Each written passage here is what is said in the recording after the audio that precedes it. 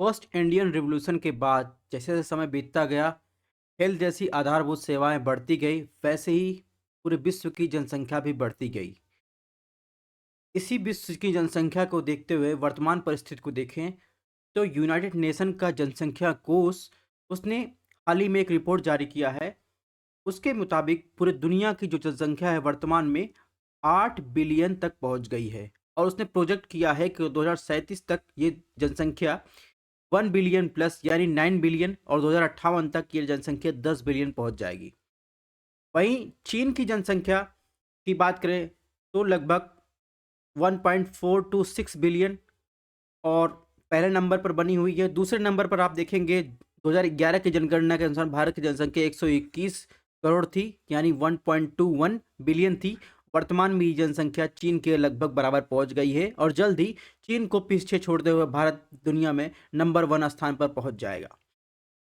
इसके अलावा बात करें तो दुनिया की आधी आबादी इस रिपोर्ट के अनुसार कहाँ रहती है? एशिया में रहती है। ठीक है, तो एक बार फिर आप सभी का स्वागत है।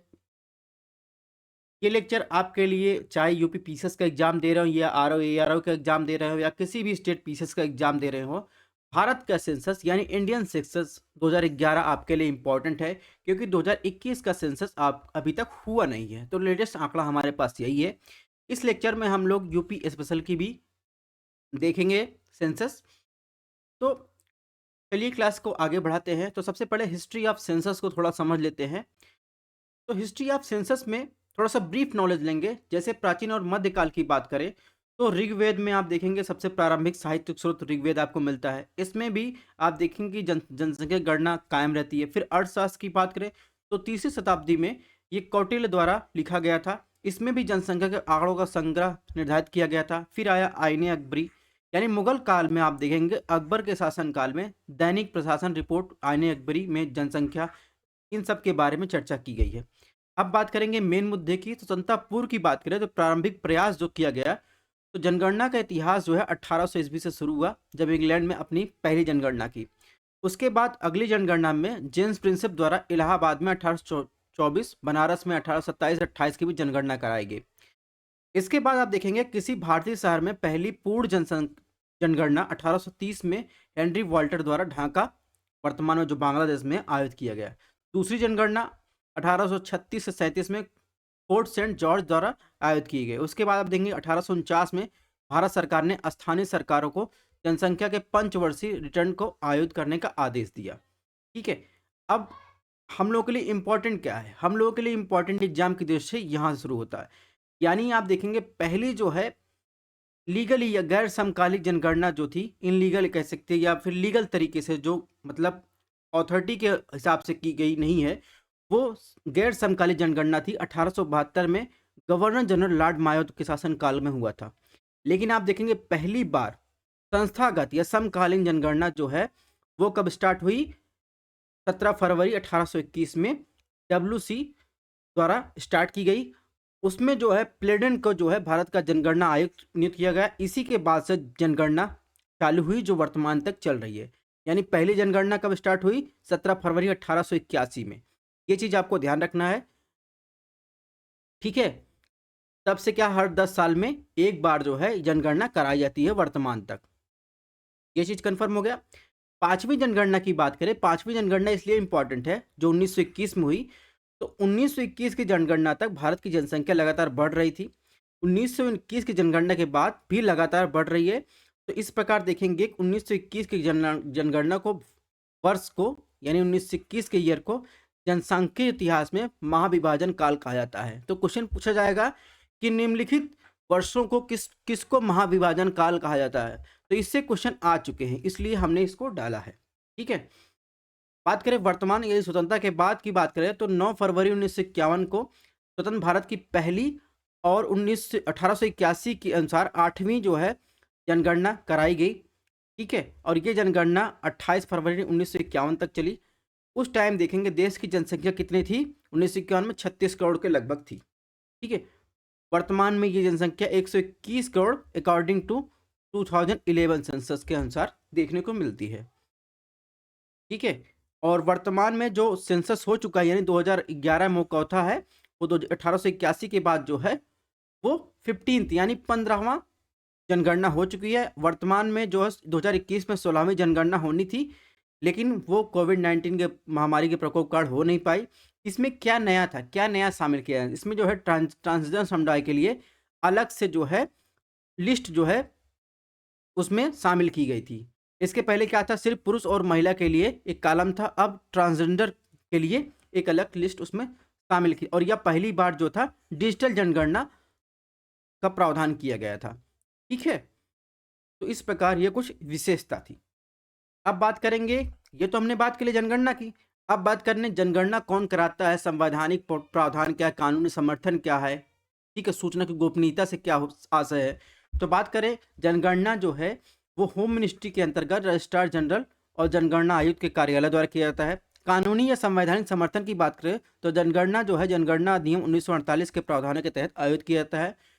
उस टाइम जब ये आयोजित किया गया था, उस समय तत्कालीन गृह मंत्री थे सरदार वल्लभ भाई पटेल, उनके द्वारा संचालित किया गया था। संवैधानिक प्रावधान की बात करें, अनुच्छेद 246 तहत जनसंख्या जो है जनगणना एक संघ का विषय है और संविधान की 7वीं अनुसूची में देखेंगे उसमें क्रम संख्या 69 पर ये पॉपुलेशन को सूचीबद्ध किया गया है।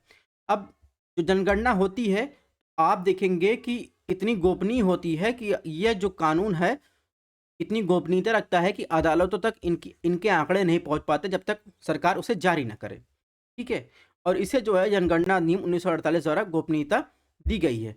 अगर इसका उल्लंघन हो जाता है तो जनगणना अधिकारियों और सार्वजनिक उल्लंघन जो भी करता है उनको दंड दिया जा सकता है। इसके अलावा अगर क्लासेस पसंद आए चैनल को सब्सक्राइब कर सकते हैं और क्लासेस की इसके पीडीएफ या फिर जो हमारे आरओ जो भी यूपीएससी की क्लासेस चल रही हैं उनकी पीडीएफ आपको चाहिए तो हमारा टेलीग्राम चैनल फॉलो कर सकते हैं, डिस्क्रिप्शन बॉक्स में लिंक दी गई है, या फिर डायरेक्ट यहाँ से स्कैन कर सकते हैं, हमारा व्हाट्सअप पेज भी ज्वाइन कर सकते हैं स्कैन करके। ठीक है, बहरहाल क्लास को आगे बढ़ाते हैं। 2011 में सोशियो इकोनॉमिक जातिगत जनगणना भी की गई थी। ठीक है, तो बात करें सोशियो इकोनॉमिक जातिगत जनगणना की बात करें, डाटा को हम लोग आगे देखेंगे। तो पहली बार जो है 2011 में आयोजित की गई थी। इसका उपयोग की बात करें, इसका उद्देश्य जो ग्रामीण और शहरी भारत के प्रत्येक भारतीय परिवार से संपर्क करना, उनके बारे में पूछना, उनके आर्थिक स्थिति केंद्रीय और राज्य प्राधिकारियों के अभाव के संकेतों की श्रृंखला के साथ अनुमति देना, जिसका उपयोग वो प्रत्येक प्राधिकारी द्वारा गरीब या वंचित व्यक्तियों को परिभाषित करने के लिए किया जाता था। इसमें आप देखेंगे विशिष्ट जाति का नाम, जिससे सरकार पूर्व मूल्यांकन करने की अनुमति मिल जा सके, कौन सी जाति समूह आर्थिक रूप से बदतर स्थिति में है, कौन बेहतर स्थिति में है, ताकि सेवाएं जो है उन तक बेहतर पहुंच सके। एक, क्योंकि सरकार के पास जब तक जातिगत आंकड़ा नहीं रहेगा किस समुदाय की कितनी जनसंख्या है, कौन सा जो है आर्थिक रूप से सामाजिक रूप से बदतर स्थिति में है, उनके लिए योजनाएं कैसे चलाएगी। ठीक है, तो जैसे हाल ही में जो है बिहार में जातिगत जनगणना और रिजर्वेशन का भी ये सब मुद्दा देख रहे हैं, तो आशा है कि इससे क्वेश्चन 100% जो है इस बार 5 से 6 क्वेश्चन आने हैं। तो जनगणना और जो सामाजिक आर्थिक जनगणना है उसमें अंतर क्या है। तो कवरेज क्षेत्र की बात करें तो जनगणना जो है भारतीय आबादी को एक क्या पड़ता है, चित्र प्रदर्शित करता है, जबकि जो जनगणना की बात करें तो सामाजिक आर्थिक जातिगत जनगणना है वो जो है राज्य समर्थन के लाभार्थियों की पहचान करने के लिए क्या एक उपकरण की बात करता है, जैसा कि बिहार में किया गया है। डेटा की गोपनीयता की बात करें तो जनगणना की बात करें, जनगणना में पूरी गोपनीयता रहती है, लेकिन जो सामाजिक आर्थिक जातिगत जनगणना है वो सरकारी विभागों द्वारा लाभ लेने या प्रतिबंधित करने के लिए उपयोग के लिए एक ओपन सोर्स है। ठीक है, तो ये बेसिक कॉन्सेप्ट आपको क्लियर हो गया। अब बात करते हैं कि जो जातिगत जनगणना होती है उसका महत्व क्या है। उसका महत्व तो आपको पता ही होगा कि असमानताओं को जो है बेहतर एक मैप प्रदान करना, ताकि सकारात्मक कार्रवाई की जा सके, कार्यक्रम को जो भी कल्याणकारी योजनाएं हैं उनके लिए उपलब्ध करवाई जा सके जो वंचित लोग हैं। कानूनी रूप से ये अनिवार्य है। आप देखेंगे तो अदालतों को आरक्षण के मौजूदा स्तरों का समर्थन करने के लिए मात्रात्मक डेटा की आवश्यकता होती है। ठीक है, इसलिए भी जातिगत जनगणना आवश्यक है। इसके अलावा संवैधानिक आदेश की बात करें, भारत का संविधान भी जातिगत जनगणना का पक्षधर है। अनुच्छेद 340 में आप देखेंगे सामाजिक आर्थिक शैक्षणिक रूप से पिछड़े वर्गों की स्थितियों की जांच करने और सरकारों द्वारा उठाए जाने वाले कदमों के बारे में सिफारिश करने के लिए उसने एक आयोग नियुक्त का आदेश देता है। इस प्रकार जो है सामाजिक आर्थिक जातिगत जनगणना इंपॉर्टेंट है। अब इससे संबंधित चिंताएं क्या है, तो जातिगत जनगणना के क्या परिणाम हो सकते हैं। जैसे जाति में एक भावनात्मक तत्व होता है, इस प्रकार देखेंगे जाति का जनगणना जो होती है इस राजनीतिक सामाजिक प्रभाव को मौजूद होते हैं। ठीक है, तो ऐसी चिंताएं सॉरी ऐसी चिंताएं बनी रहती हैं कि जाति की गिनती से पहचान को मजबूत या कठोर बनाने में मदद मिल सकती है। ठीक है, तो इसके कुछ दुष्परिणाम के कारण की बात करें तो लगभग एक दशक के बाद इसके डेटा की एक बड़ी मात्रा अप्रकाशित है। ठीक है, यानी जो जातिगत सेंसस हुआ था वो पूरी तरीके से नहीं हुआ था, केवल कुछ ही भागों को जारी किया गया था। ठीक है, और इसके अलावा बात करें तो इसमें जाति संदर्भ विशिष्ट मतलब बात करें भारत में जाति कभी भी वर्ग या अभाव का प्रतिनिधित्व नहीं रही है। यह एक विशिष्ट प्रकार का अंतर्निहित भेदभाव है जो अक्सर वर्ग से परे होता है। तो ये कुछ संबंधित चिंताएं हैं सोशियो इकोनॉमिक सेंसस से, इसको भी हमने देख लिया। अब बात करेंगे जो जनगणना संबंधित कुछ अवधारणा है उनको देखेंगे। जैसे आप आगे आने वाले डाटा को पढ़ेंगे तो आपको पूछा जाएगा कि 10 की वृद्धि दर, जनसंख्या घनत्व, सेक्स रेशियो, तो इनका बेसिक नॉलेज तो आपको रहना चाहिए कि 10 की वृद्धि दर का मतलब होता क्या होता है। अब हम बोलेंगे कि भारत में जो सेक्स रेशियो हो वो 943/1000 है, ऐसा लिखा रहेगा, इसका मतलब क्या है। तो ठीक है, इन सब चीज़ों को भी आपको जानना जरूरी है। तो जनसंख्या घनत्व की बात करें तो जनसंख्या घनत्व जो होता है वो प्रति इकाई क्षेत्र में व्यक्तियों की संख्या के रूप में व्यक्त किया जाता है। यानी जनसंख्या उस एरिया की जहां जनसंख्या घनत्व निकालना है, पूरी जनसंख्या बटा उस एरिया का क्षेत्रफल। ठीक है, तो इस प्रकार देखेंगे जनसंख्या घनत्व जो है 1951 में 117 व्यक्ति वर्ग किलोमीटर स्क्वायर था। 2001 में 313 व्यक्ति वर्ग किलोमीटर हो गया। इसके बाद ये 2011 में बढ़कर देखेंगे 382 जो है व्यक्ति प्रति वर्ग किलोमीटर हो गया। यानी देख रहे होंगे कि आप जो है जो जनसंख्या है वो प्रति क्षेत्रफल में ज़्यादा जनसंख्या निवास करने यानी डेंसिटी बढ़ रही है। ठीक है, इसके अलावा आप जनसंख्या वृद्धि के कॉन्सेप्ट, जनसंख्या वृद्धि दर क्या होती है, जनसंख्या प्राकृतिक वृद्धि दर क्या होती है, इन सबको भी आप पीडीएफ से पढ़ सकते हैं। ठीक है, अब सेक्स रेशियो क्या होता है। जैसे आपको कहीं मिल जाए कि 943 वर्तमान में भारत का सेक्स रेशियो 943/1000 है, तो इसका मतलब 1000 पुरुषों पर 943 महिलाएं हैं। ठीक है, तो ये भी आपको ध्यान रखना है, इसको पीडीएफ से आप पढ़ लीजिएगा। चलिए मेन डाटा की शुरुआत करते हैं। सेंसस 2011 देखें तो भारत की जनसंख्या 2001 से 2011 के दौरान कितनी वृद्धि हुई आपसे पूछा जाए तो 18.18 करोड़ वृद्धि हुई है। ठीक है, तो हम 2011 के सेंसस के अकॉर्डिंग बात कर रहे हैं, ये चीज आपने दिमाग में बैठा लीजिए। 2001 में भारत की जनसंख्या कितनी थी, 102.87 करोड़ थी। 2011 में बढ़कर 121.08 हो गई। और भारत की जनसंख्या की 10 की वृद्धि दर कितनी थी तो 17.7% है, जबकि वार्षिक वृद्धि दर कितनी है 1.64 है। तो क्वेश्चन इससे बहुत ज़्यादा आए हैं। ठीक है, तो इसको आप जो है हाईलाइट कर लीजिएगा या फिर कहीं नोट कर लीजिए। अगर आपसे पूछा जाए शीर्ष जनसंख्या वाले राज्य पूछा जाए तो नंबर 1 पर उत्तर प्रदेश, दूसरे पर महाराष्ट्र, तीसरे पर बिहार, चौथे पर पश्चिम बंगाल, पांचवें पर आंध्र प्रदेश। ये जरूरी नहीं है। ठीक है, ये तो आपके नॉलेज के लिए आप देख लीजिए, क्रोनोलॉजी पूछता है। ठीक है, इसके अलावा ये पूछता है कि कितना परसेंट है। ठीक है, तो ये यूपी का आप एग्जाम दे रहे हैं तो यूपी का परसेंटेज, एमपी का दे रहे हैं एमपी का, बिहार का दे रहे हैं बिहार का, पश्चिम बंगाल का दे रहे हैं पश्चिम, आंध्र प्रदेश का दे रहे हैं आंध्र प्रदेश का परसेंटेज आपको याद रखना है। नेक्स्ट बात करें अगर आपसे यूटी के बारे में यानी केंद्र शासित प्रदेश शीर्ष जनसंख्या पूछा जाए तो जनसंख्या के अकॉर्डिंग देखेंगे तो नंबर 1 पर दिल्ली, सेकंड पर पुदुचेरी, थर्ड पर चंडीगढ़, चौथे पर अंडमान निकोबार, पांचवें पर दादरा नगर हवेली, छठवें पर दमन दीव आता है। ठीक है, तो ये भी क्रोनोलॉजी आपको याद रखना है, ज़्यादा से कम, कम से ज़्यादा। ठीक है, तो आपको ऐसे ऑप्शन दे देगा तो आपको वहाँ सही करना है। अब बात करेंगे जनसंख्या वृद्धि दर यानी पॉपुलेशन ग्रोथ रेट की बात करेंगे।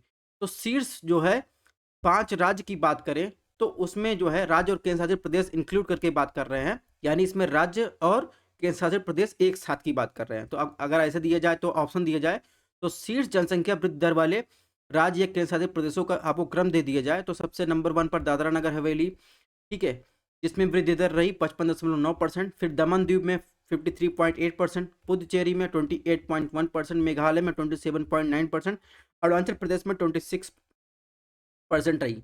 अब आप कहेंगे इतना सारा डेटा याद कैसे रहेंगे, तो मेन है आपको रिवीजन करना पड़ेगा, क्योंकि कितना शॉर्ट ट्रिक आपको बताएंगे, किस किस का शॉर्ट ट्रिक बताएंगे जिससे आप याद कर लेंगे। तो शॉर्ट ट्रिक हमेशा दिमाग में नहीं रहती है, बार बार रिवीजन करेंगे एक ही चीज़ को, वो दिमाग में रहता है। क्रोनोलॉजी आपको याद रखनी है, ये भी जरूरी नहीं है, बस ये चीज़ आपको याद रखनी है, इतना तो आपको पढ़ना ही पड़ेगा। अब न्यूनतम जनसंख्या वृद्धि वाले 5 राज्य या केंद्र शासित प्रदेश की बात किया जाए तो नागालैंड, केरल, लक्षद्वीप, अंडमान निकोबार, गोवा। यानी इसमें जो है जनसंख्या वृद्धि दर बहुत कम रही। नागालैंड में -6% रही। केरल की अगर राज्यों की बात की जाए 4.9% रही अन्य राज्यों की अपेक्षा। सबसे ज़्यादा किस राज्य में, अगर राज्य का नाम पूछा जाए सबसे ज़्यादा कौन से, अरुणाचल प्रदेश में के पहले मेघालय में आप देखेंगे 27.9%, उसके बाद अरुणाचल प्रदेश का नंबर है 26%। तो राज्यों में सर्वाधिक जनसंख्या वृद्धि दर मेघालय नंबर 1 पर, सेकंड पर अरुणाचल प्रदेश।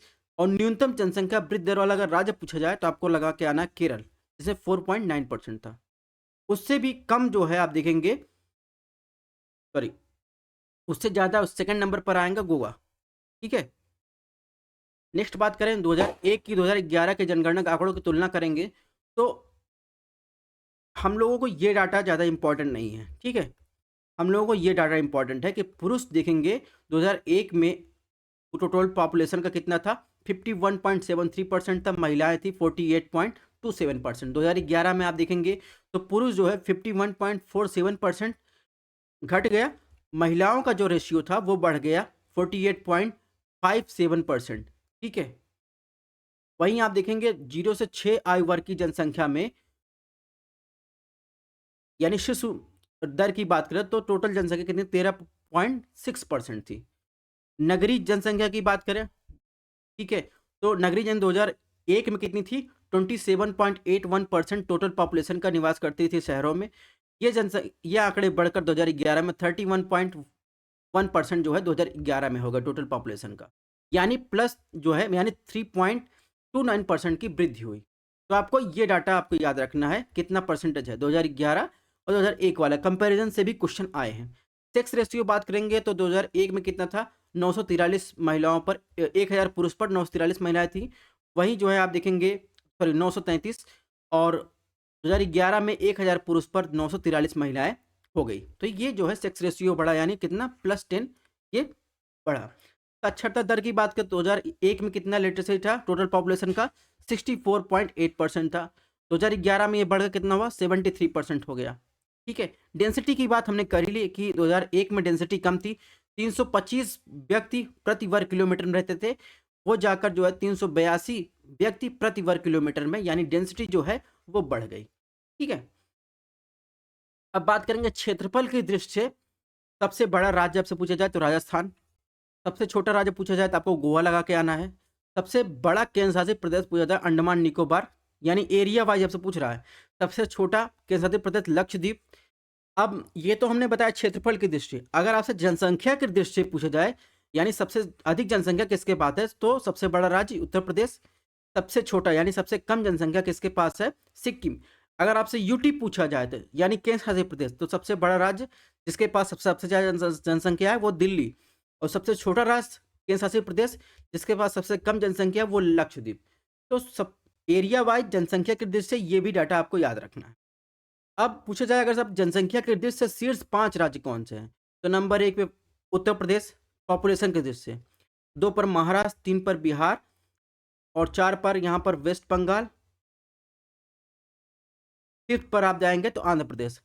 जनसंख्या के दृष्टि से शीर्ष 5 केंद्र शासित प्रदेश पूछा जाए तो नंबर 1 पर दिल्ली, और ये डाटा आपकी मजबूरी है याद रखना पड़ेगा क्योंकि क्वेश्चन जो है इससे पूछे गए हैं, इसीलिए हमने इस डाटे को डाला है। बार बार हम आपसे रिक्वेस्ट कर रहे हैं, आपको डाटा किसी ने चाहे रट लीजिए, शॉर्ट ट्रिक हर जगह काम नहीं आएगा। ठीक है, तो दिल्ली यूटी में पहले स्थान पर है, पुदुचेरी सेकंड पर, थर्ड पर आप देखेंगे चंडीगढ़, 4th पर अंडमान निकोबार, 5th पर आएंगे तो दादरा नगर हवेली। ठीक है, तो ये हो गई केंद्र शासित प्रदेश और राज्यों की जनसंख्या की दृष्टि से। अब बात करेंगे नेचुरल ग्रोथ सेंसस की, यानी जनसंख्या की प्राकृतिक वृद्धि दर, यानी किसी क्षेत्र विशेष में 2 समय अंतराल में जन्म और मृत्यु के अंतर से बढ़ने वाली जनसंख्या उस क्षेत्र की क्या होती है, प्राकृतिक वृद्धि होती है। एक बार ये पीवाईक्यू में परिभाषा भी पूछा गया था। ठीक है, ऑप्शन दिया था, तो परिभाषा जो हमने दिया वो पीडीएफ से पढ़ लीजिएगा। तो देश की प्राकृतिक वृद्धि दर जो थी, यानी जन्म और मृत्यु का जो अंतर था, जो बढ़ने का रेशियो था वो था कितना 14.3% था। सर्वाधिक प्राकृतिक समृद्धि दर वाले राज्य की बात करें तो बिहार में जो है आप देखेंगे नेचुरल ग्रोथ रेट की बात करें तो 19.7% की सर्वाधिक जनसंख्या वृद्धि हुई थी। उत्तर प्रदेश में देखेंगे 19.6%, राजस्थान 18.6%, मध्य प्रदेश जो था 17.9% था। तो ये टॉप जो है नेचुरल ग्रोथ जो है बनाए हुए थे 2011 में। न्यूनतम प्राकृतिक समृद्धि दर वाले 4 राज्य, यानी सबसे कम जो है ग्रोथ कितने में हुआ था, तो गोवा में, उसके बाद केरल में, फिर तमिलनाडु, फिर पंजाब में। ठीक है, तो ये थे न्यूनतम प्राकृतिक समृद्धि दर वाले राज्य। अब बात करेंगे सेक्स रेशियो सेंसस की। तो शीर्ष लिंगानुपात वाले राज्य की बात करें तो नंबर 1 पर केरल, जिसमें जो है 1000 पुरुषों पर आप देखेंगे 1084 महिलाएं हैं, और पूरे भारत में कितना है 943, 1000 पुरुषों पर, ये राष्ट्रीय स्तर पर आंकड़ा 943 महिलाएं हैं। लेकिन केरल जो है आप देखेंगे 1000 पुरुषों पर कितनी, 1084 महिलाएं हैं। तमिलनाडु सेकंड नंबर पर आप देखेंगे, इसमें 946 महिलाएं हैं। आंध्र प्रदेश में 993, इसमें तमिलनाडु में कितना है 996 यानी 996, आंध्र प्रदेश में 993, छत्तीसगढ़ में देखेंगे 991, मेघालय में देखेंगे 989। ठीक है, न्यूनतम लिंगानुपात वाले राज्य की बात करें हरियाणा में देखेंगे तो राष्ट्रीय स्तर का जो लिंगानुपात है 943, उससे भी कम है। ठीक है, तो बेस कौन सा माना गया है 943। तो इसमें जो है 879, जम्मू कश्मीर में 889, सिक्किम में आप देखेंगे 890, पंजाब में 895, उत्तर प्रदेश में 912। ठीक है, तो उत्तर प्रदेश भी जो राष्ट्रीय स्तर पर सेक्स रेशियो उससे कम है। ठीक है, शीर्ष लिंगानुपात वाले केंद्र शासित प्रदेश की आपसे पूछा जाए डाटा, तो पुदुचेरी, लक्षद्वीप, अंडमान निकोबार, फिर दिल्ली। दिल्ली में आप देखेंगे राष्ट्रीय स्तर पर जो सेक्स रेशियो है 943 उससे कम है, अंडमान में भी कम है। लेकिन अब शीर्ष पूछा जाए तो आपको यही लगा के आना, यूटी में सबसे ज़्यादा पुदुचेरी में आप देखेंगे तो 1037 महिलाएं हैं 1000 पुरुष पर। ठीक है, लक्षद्वीप की बात करें तो 947। अगर न्यूनतम लिंगानुपात वाले यूटी पूछा जाए तो दमनदीप, दादरा नगर हवेली, चंडीगढ़। ठीक है, दमनदीप में आप देखेंगे 618, दादरा नगर हम 774, चंडीगढ़ में देखिए तो 818 महिलाएं हैं। कुछ फैक्चुअल जानकारी देखते हैं लिंगानुपात संबंधी आंकड़े की बात करें, अगर आपसे पूछा जाए एक बार रिवीजन कर लेते हैं कि सर्वाधिक लिंगानुपात वाला राज्य तो कितना है, केरल, जिसमें आप देखेंगे 1000 पुरुषों पर कितनी महिलाएं हैं, 1084। ठीक है, न्यूनतम लिंगानुपात वाला राज्य हरियाणा, सर्वाधिक लिंगानुपात वाला केंद्र शासित प्रदेश आपसे पूछा जाए तो आपको बताना है पुदुचेरी, न्यूनतम लिंगानुपात वाला यूटी पूछा जाए तो आपको दमनदीप बताना है। ठीक है, सर्वाधिक शिशु लिंगानुपात वाला राज्य, इसमें आपको बताना है अरुणाचल प्रदेश 972, न्यूनतम शिशु लिंगानुपात वाला राज्य हरियाणा, यानी दोनों में आप देखेंगे राज्यों में हरियाणा जो है न्यूनतम है। सर्वाधिक शिशु लिंगानुपात वाला यूटी की पूछा जाए तो अंडमान निकोबार द्वीप समूह, न्यूनतम शिशु लिंगानुपात वाला केंद्र शासित प्रदेश पूछा जाए तो दिल्ली 871। तो ये आंकड़े आपको ध्यान रखने हैं।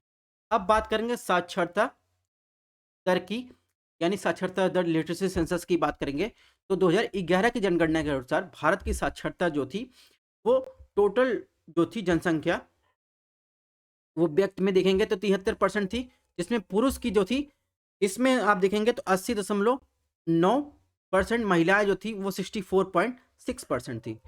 2001 से 2011 के दौरान महिलाओं की साक्षरता दर में आप देखेंगे 46.67% की वृद्धि आई पुरुषों की अपेक्षा। ये भी आपको ध्यान रखना है, यानी पुरुषों की अपेक्षा महिलाएं जो है 46.67% अधिक जो है साक्षर थी 2001 के अकॉर्डिंग।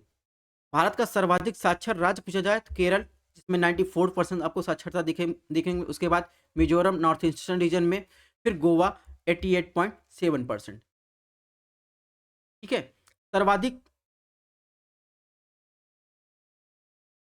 इसके बाद गोवा के बाद आप देखेंगे त्रिपुरा, फिर हिमाचल प्रदेश। अगर न्यूनतम साक्षर वाला राज्य पूछा जाए तो उसमें आप देखेंगे तो 61.8% के लेकर जो है बिहार नंबर 1 स्थान पर है, दूसरे अरुणाचल प्रदेश, तीसरे पर आप देखेंगे तो राजस्थान, चौथे पर झारखंड, पांचवें पर आंध्र प्रदेश। ठीक है, अब बात करेंगे भारत के सर्वाधिक साक्षर केंद्र शासित प्रदेश की, तो नंबर 1 पर आप देखेंगे कौन, लक्षद्वीप, सेकंड पर दमनदीप, उसके बाद थर्ड पर अंडमान निकोबार, फिर फोर्थ पर दिल्ली, और उसके बाद आप देखेंगे तो चंडीगढ़ जो है ये 5वें स्थान पर है।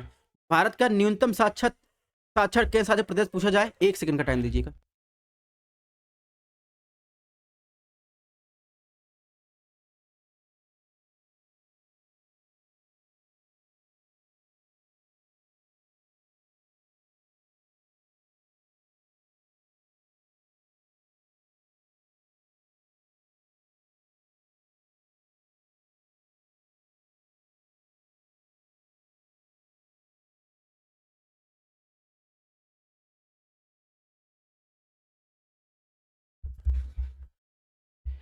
Sorry for disturbance.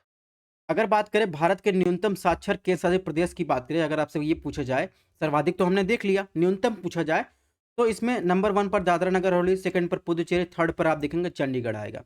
ठीक है, परसेंटेज याद हो या ना हो, लेकिन ये क्रोनोलॉजी आपको याद रहनी चाहिए। ठीक है, नेक्स्ट बात करें तो कुछ डाटा एक बार फिर रिवीजन कर लेते हैं। जैसे आपसे पूछा सर्वाधिक साक्षरता वाला राज्य केरल, न्यूनतम बिहार। ठीक है, सर्वाधिक साक्षरता वाला यूटी पूछा जाए तो लक्षद्वीप, न्यूनतम साक्षरता केंद्र शासित प्रदेश दादरा नगर हवेली।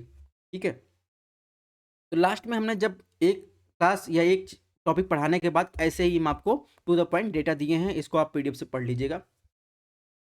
अब पॉपुलेशन डेंसिटी की बात करें तो सर्वाधिक डेंसिटी आपसे पूछा जाए, सर्वाधिक जनसंख्या घनत्व वाले राज्य, तो सीधे क्वेश्चन ऐसे ही पूछा जाता है। 4 ऑप्शन दे देगा, उसमें आपको बताना है। ये क्वेश्चन आ चुका है, ठीक है, आरओ में भी और यूपी पीसीएस में भी। तो बिहार जो है, बिहार में आप देखेंगे उसमें सर्वाधिक डेंसिटी यानी प्रति वर्ग किलोमीटर में आप देखेंगे 1106 व्यक्ति निवास करते हैं। ठीक है, उसके बाद सेकंड नंबर पर वेस्ट बंगाल, थर्ड पर केरल, फोर्थ पर जो है यूपी आएगा, उसमें देखो 829 जो है इसकी डेंसिटी है। ठीक है, हरियाणा न्यूनतम जनसंख्या वाला राज्य, यानी उसके बाद अरुणाचल प्रदेश, इसमें जो है प्रति वर्ग किलोमीटर में 17 लोग जो है रहते हैं। फिर उसके बाद मिजोरम, सिक्किम, नागालैंड, हिमाचल प्रदेश। तो ये क्रोनोलॉजी आपको याद रखना है, ये देख लेंगे तो सही, नहीं देखेंगे तो भी सही, लेकिन ये क्रोनोलॉजी क्वेश्चन ज़्यादा आते हैं। ठीक है, अगर आपसे पूछा जाए सर्वाधिक जनसंख्या वाले केंद्र शासित प्रदेश में, तो दिल्ली, दिल्ली में प्रति वर्ग किलोमीटर में आप देखेंगे तो 11,320 जो है लोग रहते हैं। उसके बाद चंडीगढ़ में देखेंगे, ठीक है, उसमें 9,258 लोग प्रति वर्ग किलोमीटर में रहते हैं। उसके बाद पुदुचेरी में आप देखें 2547, दमन-दीव में 2191, लक्षद्वीप में 2149। न्यूनतम जो है जनसंख्या घनत्व वाला केंद्र शासित प्रदेश आप देखें अंडमान निकोबार, दादरा नगर हवेली, लक्षद्वीप। ठीक है, तो यहाँ पर वही डाटा फिर से दिया गया है, इसको रिवीजन करने के लिए आप देख लीजिएगा। अब थोड़ा-सा हम देख लेते हैं कि एससी जो जनगणना हुई थी 2011 में, यानी सामाजिक आर्थिक जातिगत जनगणना जो हुई थी 2011 में, उससे संबंधित आंकड़ा देख लेते हैं। तो 2011 की जनगणना के अनुसार देश में कुल एससी पॉपुलेशन जो थी वो कितनी थी? 20.13 करोड़ थी। जो टोटल देश की पॉपुलेशन है उसका जो है 16.6% थी। 2001 से 2011 के दौरान जो है अनुसूचित जाति की दशकीय वृद्धि दर कितनी थी? वो 20.8% रही। अगर आपसे पूछा जाए सर्वाधिक अनुसूचित जाति वाले राज्य, तो उत्तर प्रदेश पहले स्थान पर है। इसमें सर्वाधिक एससी पॉपुलेशन निवास करती है, ना कि एसटी। ठीक है, ध्यान रखने का। सेकंड नंबर पर वेस्ट बंगाल, थर्ड पर बिहार, फोर्थ पर तमिलनाडु, फिफ्थ पर आंध्र प्रदेश। ये जरूरी नहीं है, ये क्रोनोलॉजी जरूरी है, हम आपसे बार बार कह रहे हैं, इससे आपको याद करने में भी आसानी रहेगी। क्वेश्चन ऐसे ही आते हैं। न्यूनतम अनुसूचित जाति वाले राज्य पूछा जाए तो मिजोरम पहले स्थान पर, नागालैंड, फिर अरुणाचल प्रदेश, लक्षद्वीप, उसके बाद अंडमान निकोबार। ठीक है, तो यहाँ पर आप देखेंगे सर्वाधिक अनुसूचित जाति, वो हमने क्या दिखा? अनुसूचित जाति की बात की। अब हम एसटी ट्राइब की बात करेंगे। ठीक है, अब हम एसटी यानी शेड्यूल ट्राइब की बात, सर्वाधिक अनुसूचित जनजाति वाला राज्य आपसे पूछा जाए तो नंबर 1 पर एमपी आएगा।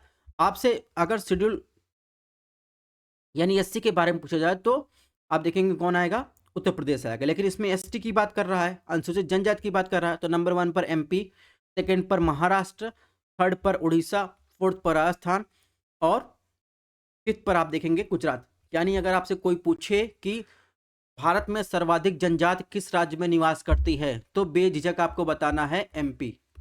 अगर क्रोनोलॉजी दे दे तो एमपी में सबसे ज़्यादा, उसके बाद महाराष्ट्र, फिर उसके बाद उड़ीसा, फिर उसके बाद राजस्थान, फिर उसके बाद गुजरात। तो ये क्रोनोलॉजी आपको याद रखना है। ठीक है, अब चलिए देखते हैं उत्तर प्रदेश विशेष सेंसस को। तो 2011 की जनगणना के अनुसार राज्य की कुल जनसंख्या कितनी थी? 19 करोड़ के लगभग थी, या 20 करोड़ मान लीजिए। जो देश में सर्वाधिक आबादी वाला राज्य जो है उत्तर प्रदेश इस हिसाब से था। इसके अलावा आप देखेंगे क्षेत्रफल के हिसाब से आप देखेंगे तो पूरे भारत में जो उत्तर प्रदेश है वो चौथे स्थान पर है। यानी एरिया वाइज राजस्थान पहले स्थान पर, सेकंड पर एमपी, महाराष्ट्र पर, थर्ड पर महाराष्ट्र, ये हम देख चुके हैं। इसके अलावा प्रदेश की कुल आबादी, देश की कुल आबादी का कितना है? 16.51%। तो ये परसेंटेज वाला आंकड़ा आपके लिए इंपॉर्टेंट है, इससे क्वेश्चन पूछे गए हैं। जबकि आप देखेंगे देश के क्षेत्रफल का जो है यूपी के पास कितना जो है एरिया है वो 7.33% ही है। ठीक है, अगर पूरे वर्ल्ड लेवल की बात करें तो यूपी की जितनी जनसंख्या है, तो इस मामले में देखेंगे तो चीन और भारत, अमेरिका, इंडोनेशिया के बाद जो है उत्तर प्रदेश जो है विश्व स्तर पर आप देखेंगे उत्तर प्रदेश जो है 5वें स्थान पर है। 2011 में इसने ब्राजील की आबादी के मामले में पीछे छोड़ दिया है। ठीक है, 2011 के अनुसार देखेंगे तो इसमें राज्य में सर्वाधिक आबादी वाले 5 जिले अगर आपसे पूछा जाए तो इलाहाबाद सर्वाधिक आबादी पूछ रहा है। ठीक है, सबसे ज़्यादा आबादी जिसमें डेंसिटी ज़्यादा है। ठीक है, प्रति वर्ग व्यक्ति वर्ग किलोमीटर जिसकी डेंसिटी ज़्यादा हो, इलाहाबाद, मुरादाबाद, गाजियाबाद, आजमगढ़, लखनऊ। सबसे कम आबादी वाला जिला पूछा जाए तो महोबा, चित्रकूट, हमीरपुर, श्रावस्ती, ललितपुर। ठीक है, तो ये आंकड़े आपको ध्यान रखने हैं।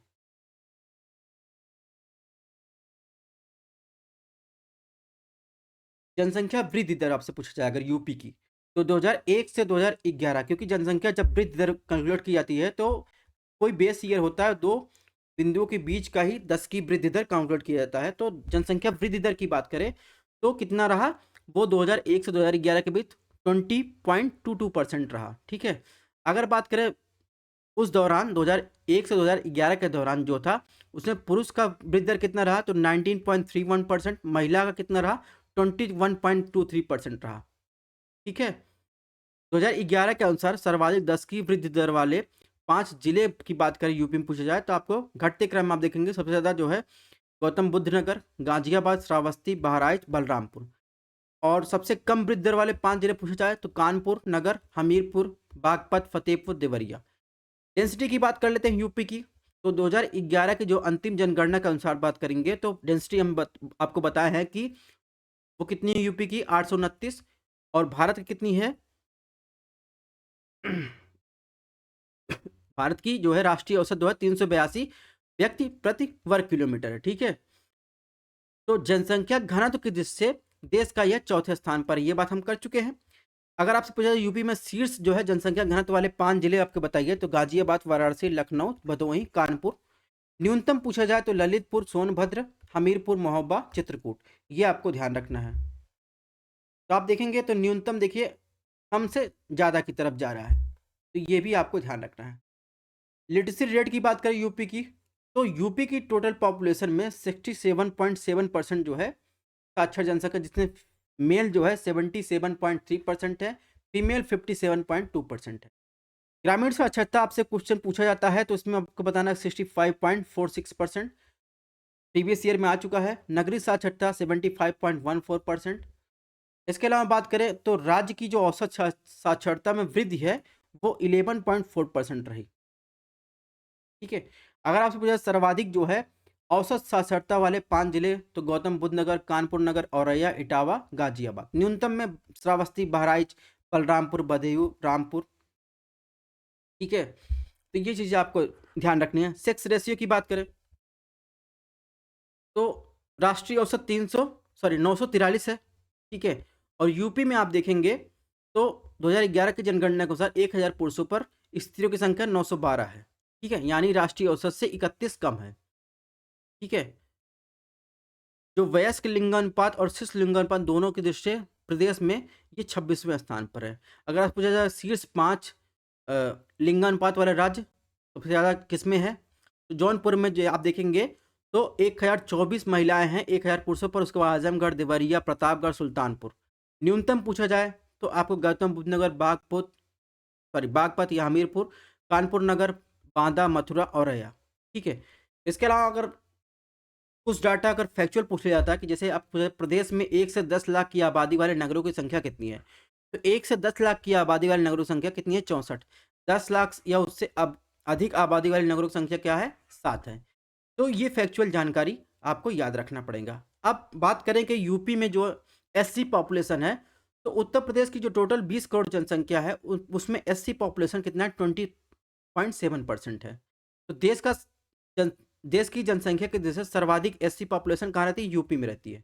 ठीक है, ये तो आपको पता चल गया। अगर वहीं देश की जनसंख्या की प्रतिशत की दृष्टि से पूछा जाए यानी परसेंटेज के दृष्टि से पूछा जाए तो सर्वाधिक अनुसूचित जाति वाला राज्य पंजाब है। ठीक है, तो परसेंटेज ये आपको ध्यान रखना है। अगर जिले पूछा जाए, यूपी में सर्वाधिक अनुसूचित जातियां किस जिले में रहती हैं? सीतापुर में, प्रयागराज, हरदोई में। सबसे कम कहाँ रहती हैं? बागपत, श्रावस्ती, गौतम बुद्ध नगर में। ठीक है, तो ये चीजें आपको ध्यान रखना है। ये 2 बार हो गया।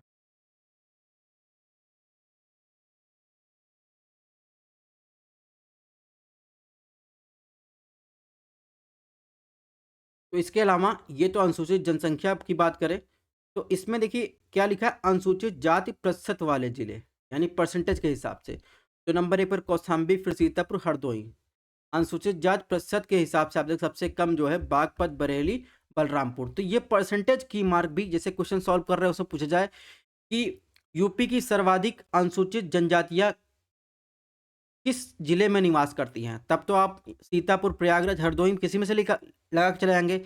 लेकिन आपसे पूछा जाए यूपी में सर्वाधिक अनुसूचित जाति प्रतिशत वाले 3 जिले कौन कौन से हैं, तब आपको लगा के आना है कौशाम्बी, सीतापुर, हरदोई। तो एक छोटे छोटे की फैक्टर आपको ध्यान रखने हैं। ठीक है, तो उत्तर प्रदेश में अनुसूचित जनजातियों का थोड़ा आंकड़ा देख लेते हैं। वो तो हमने एससी पॉपुलेशन देखी, अब एसटी पॉपुलेशन की देखें। तो उत्तर प्रदेश की कुल जनसंख्या में एसटी पॉपुलेशन का हिस्सा कितना है? 0.6%। यानी सर्वाधिक सर्वाधिक अनुसूचित जनजाति वाला 3 जिला आपसे पूछा जाए तो सोनभद्र, बलिया, देवरिया। सबसे कम बागपत, कन्नौज, बदायूं। सर्वाधिक अनुसूचित जनजाति वाला जनसंख्या प्रतिशत आपसे पूछा जाए तो सोनभद्र, ललितपुर, देवरिया। और सबसे कम जो है जनसंख्या प्रतिशत पूछा जाए तो 3 जिले आएंगे, बागपत, कन्नौज, बदायूं। ठीक है, तो जनसंख्या के दृष्टि से उत्तर प्रदेश राज्य में सबसे बड़ी जनजाति कौन निवास करती है? थारू। ठीक है, तो ध्यान रखना है सबसे ज्यादा बड़ी जनजाति कौन सी निवास करती है? थारू, यूपी में। और जनसंख्या की दृष्टि से सबसे छोटी जनजाति कौन सी है? बनरावत। ये भी आपको ध्यान रखना है, क्वेश्चंस इससे बनेंगे, क्योंकि ऐसे ही क्रिटिकल जो है सवाल ROR में पूछेगा, बहुत छोटी छोटी माइनट माइनट अंतर पूछता है। उत्तर प्रदेश के शहरीकरण से बारे में थोड़ा सा डाटा देख लेते हैं। तो 2011 की जनगणना के अनुसार उत्तर प्रदेश में भारत का सर्वाधिक जनसंख्या, जिसमें लगभग 20 करोड़ वाला राज्य है, जिसमें आप देखेंगे 15.51 करोड़ जनसंख्या ग्रामीण क्षेत्र में रहती है और 4.4 करोड़ जनसंख्या शहरी क्षेत्र में रहती है। ठीक है, इस प्रकार परसेंटेज आंकड़ा आपसे पूछा जाए, यानी कुल जनसंख्या का लगभग जो है 16.50% जो है आप देखेंगे, और 11.80% उत्तर प्रदेश में शहरों में रहता है। ठीक है, लगभग है। इसके अलावा आप देखेंगे टोटल अगर आपसे पूछा जाए, इसमें देखिए भारत, इसमें आप टोटल पूछा जाए तो प्रदेश की कुल जनसंख्या में 22.28% जो है शहरों में रहता है। तो ये आंकड़ा आपको ध्यान रखना है, ये सब रहने दीजिए। तो 22.28% जो है शहरों में रहती है उत्तर प्रदेश की कुल जनसंख्या। ठीक है, इसके अलावा आप देखेंगे तो सब 2011 की जनगणना के अनुसार पश्चिमी क्षेत्रों में नगरीय जनसंख्या सबसे अधिक है, यानी टोटल पॉपुलेशन का 32.45% जो है दिल्ली NCR से लगा हुआ, या फिर कह सकते हैं थोड़ा सा और ईस्टर्न में या वेस्ट चला जाए NCR से, तो वहाँ पर जो है सब सर्वाधिक नगरीय जनसंख्या रहती है। जबकि पूर्वी क्षेत्रों में जो बिहार के या लखनऊ के आगे जाएंगे राजधानी के, तो उसमें जो है आप देखेंगे 13.40% तो भारत पूरा नॉर्थ हेमिस्फीयर में स्थित है। ठीक है, इसके अलावा यहाँ पर लिखा गया है प्रधान मध्याह्न रेखा, यानी प्राइम मेडिटेरियन लाइन। ठीक है, इसके अलावा इक्वेटर। इक्वेटर तो आपको पता है 0 डिग्री क्या होता है? लैटिट्यूड होता है, यानी अक्षांश। अब प्रधान मध्याह्न रेखा क्या होती है? यानी ये होती है 0 डिग्री देशांतर रेखा। ठीक है, इसके इधर आएंगे, ईस्ट की तरफ आएंगे तो +5 घंटे। ठीक है, आपका टाइम जो है प्लस हो जाएगा। इसके इधर जाएंगे, यात्रा करेंगे, यानी पश्चिम की तरफ यात्रा करेंगे, तो ये -5 5.5 घंटे। ठीक है, यहाँ पर 5.5 घंटे होगा, 5.5 घंटे कम हो जाएगा। ठीक है, तो ये इसका मतलब है। इसके अलावा आपको कुछ इंटरेस्टिंग चीज़ें जानी हो, जैसे इक्वेटर की बात करें, इक्वेटर से जो है भारत की दूरी जो है लगभग अगर देखा जाए तो 933 किलोमीटर है। ठीक है, अंडमान जो है इससे कम है। ठीक है, ये तो ऐसे ही जानकारी के लिए है, बस स्टार्टिंग क्लासेस यहाँ होंगी आपकी। जैसे यूपी की बात कर रहे हैं तो यूपी का लॉन्गिट्यूड लैटिट्यूड अगर विस्तार पढ़ रहे हैं तो सबसे पहले हमें भारत का लॉन्गिट्यूड और लैटिट्यूड विस्तार पढ़ना होगा। ठीक है, तो सबसे पहले भारत को देख लेते हैं। तो भारत का अक्षांशीय विस्तार की बात करें तो भारत मैंने बता दिया पूरा सबसे पहले कहाँ है, नॉर्थ हेमिस्फीयर में स्थित है। ठीक, तो भारत का जो मेन लैंड है, भारत भारत का ये, ठीक है, ये मेन लैंड, इसके साथ साथ भारत में ये भी शामिल करते हैं अंडमान निकोबार भी। ठीक है, अंडमान निकोबार को भी शामिल करते हैं, ये चीज आपको ध्यान रखना है। तो अंडमान निकोबार, ठीक है, यहां से अगर देखेंगे तो 6 डिग्री 7 मिनट नॉर्थ नीचे आएंगे। ठीक है, तो ये पूरा अंडमान निकोबार कवर हो जाएगा। यानी कहने का मतलब जो भारत की मुख्य भूमि का अक्षांशीय विस्तार है वह है, वो 8 डिग्री 4 मिनट नॉर्थ से देखेंगे 37 डिग्री 6 मिनट नॉर्थ हेमस्फीयर में भारत की स्थित है। ठीक है, नॉर्थ का मतलब दोनों जगह नॉर्थ है क्योंकि नॉर्थ हेमस्फीयर में स्थित है। ठीक है, तो ये तो पता चल गया कि भारत का जो मेन लैंड है उसका अक्षांशीय विस्तार 4 डिग्री 4 मिनट नॉर्थ से 37 डिग्री 6 मिनट नॉर्थ हेमस्फीयर में भारत की स्थित है। अगर अंडमान निकोबार द्वीप समूह की बात करें तो उसका अक्षांशीय विस्तार जो है हम नापते हैं 6 डिग्री 7 मिनट से, यहाँ से अक्षांशीय विस्तार शुरू होता है। ठीक है, हालांकि आपको लेटीट्यूड विस्तार यही ध्यान रखना है, 8 डिग्री 4 मिनट 37 डिग्री 6 मिनट। ठीक है, अब ये तो अक्षांशीय विस्तार हो गया। अब देशांतरी विस्तार, तो देशांतरी विस्तार देखेंगे तो अभी मैंने बताया कि भारत देखेंगे तो एक तो नॉर्थ हेमिस्फीयर में स्थित है, दूसरा जो है पूर्व की तरफ स्थित है, पूर्व अक्षांश की तरफ। ठीक है, सॉरी पूर्व देशांतर की तरफ, इसीलिए आप देखेंगे देशांतरी विस्तार। तो देशांतरी विस्तार की बात करें तो 68 डिग्री 7 मिनट ईस्ट से लेकर आप देखेंगे तो अंडमान निकोबार को साथ में लेंगे तो 97 डिग्री 25 मिनट ईस्ट की तरफ भारत का पूरा टोटल अक्षांशीय सॉरी देशांतरी विस्तार है। ठीक है, इसके अलावा कुछ फैक्चुअल इंफॉर्मेशन आपको ध्यान रखना है। तो आप देखेंगे 68 डिग्री 7 मिनट ईस्ट से लेकर 97 डिग्री 25 मिनट तक जोड़ेंगे तो लगभग 29 डिग्री का अच्छा देशांतरी विस्तार का गैप है। यानी कहने का मतलब 1 डिग्री में 4 मिनट होते हैं, और 29 डिग्री की बात करें तो 29 डिग्री में ये देखेंगे तो 4 × 29 116 मिनट का ये अंतर आता है। ठीक है, तो ये चीजें आपको ध्यान रखना है। अब ये 116 मिनट का अंतर आता है। ठीक है, यहां से यहां जाने में 116 मिनट का अंतर आता है। मैंने बताया कि प्रधान मध्याह्न रेखा से इधर जाएंगे पूर्व की तरफ तो 5.5 घंटे का टाइम प्लस हो जाता है। ठीक है, यही कह रहा है 116 मिनट का अंतर आता है। अब इसको कैसे देखेंगे, इसको ऐसे समझते हैं, अरुणाचल प्रदेश में टाइम डिफरेंस है, अरुणाचल प्रदेश और गुजरात में सूर्योदय के समय में टाइम डिफरेंस होता है कितना, 4। अगर बात करें तो अरुणाचल प्रदेश में सुबह 4 बजे सूर्योदय हो जाता है, लेकिन गुजरात में लगभग 6 बजे सूर्योदय होता है। ठीक है, यानी कहने का मतलब 2 घंटे का टाइम डिफरेंस पाया जाता है। यानी 2 घंटे पहले अरुणाचल प्रदेश में सूर्योदय हो जाता है। इसका कारण क्या है, इसका कारण देशांतरी विस्तार है। ठीक, पता चल गया। अगर अभी तक आपको क्लियर ना हुआ हो, आई होप आप सब लोगों को क्लियर हो जाएगा कि क्यों ये टाइम डिफरेंस होता है, कितना देशांतरी विस्तार है। ठीक है, इसके अलावा बात करें भारत का जो स्टैंडर्ड टाइम है उसको बात करते हैं, तो भारत का जो स्टैंडर्ड यानी मानक तिथि रेखा है वो क्या है, 82.5 डिग्री ईस्ट जो है देशांतर रेखा है।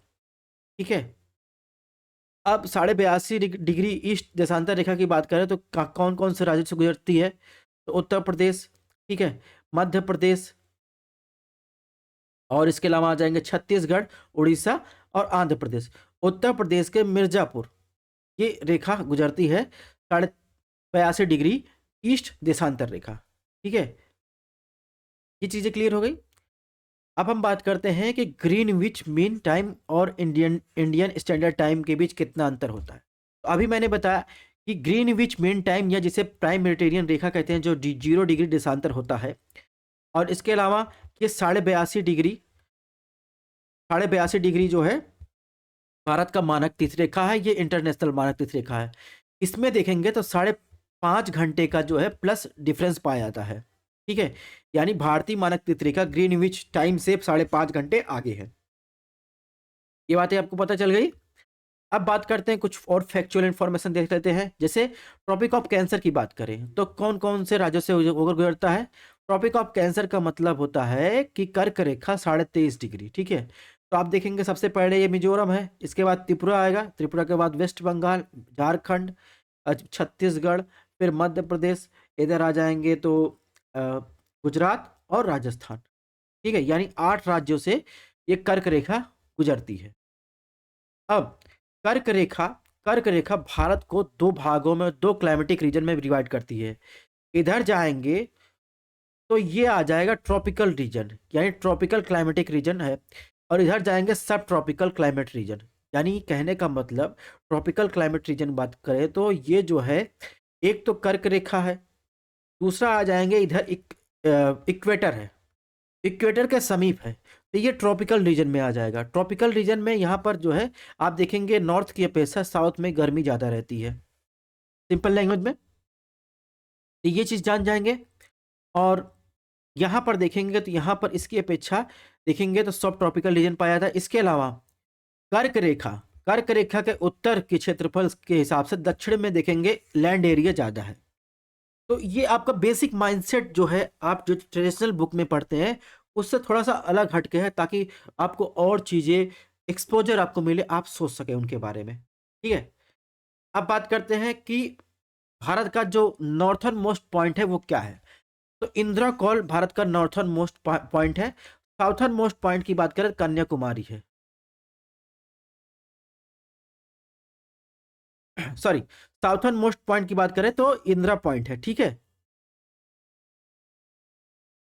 और इसके अलावा कन्याकुमारी है जिसे केप कैमरून कहते हैं, और भारत का जो है मेन लैंड का सबसे दक्षिणी बिंदु है। ठीक है, अगर सिर्फ आपको भारत पूछा जाए, भारत का सबसे नॉर्थर्न मोस्ट पॉइंट क्या है, इंदिरा कॉल, और उसका साउथर्न मोस्ट पॉइंट पूछा जाए तो इंदिरा जो है पॉइंट बताना है। लेकिन अगर पूछा जाए भारत का मेन लैंड का साउथर्न मोस्ट पॉइंट क्या है, तो कन्याकुमारी आपको बताना है।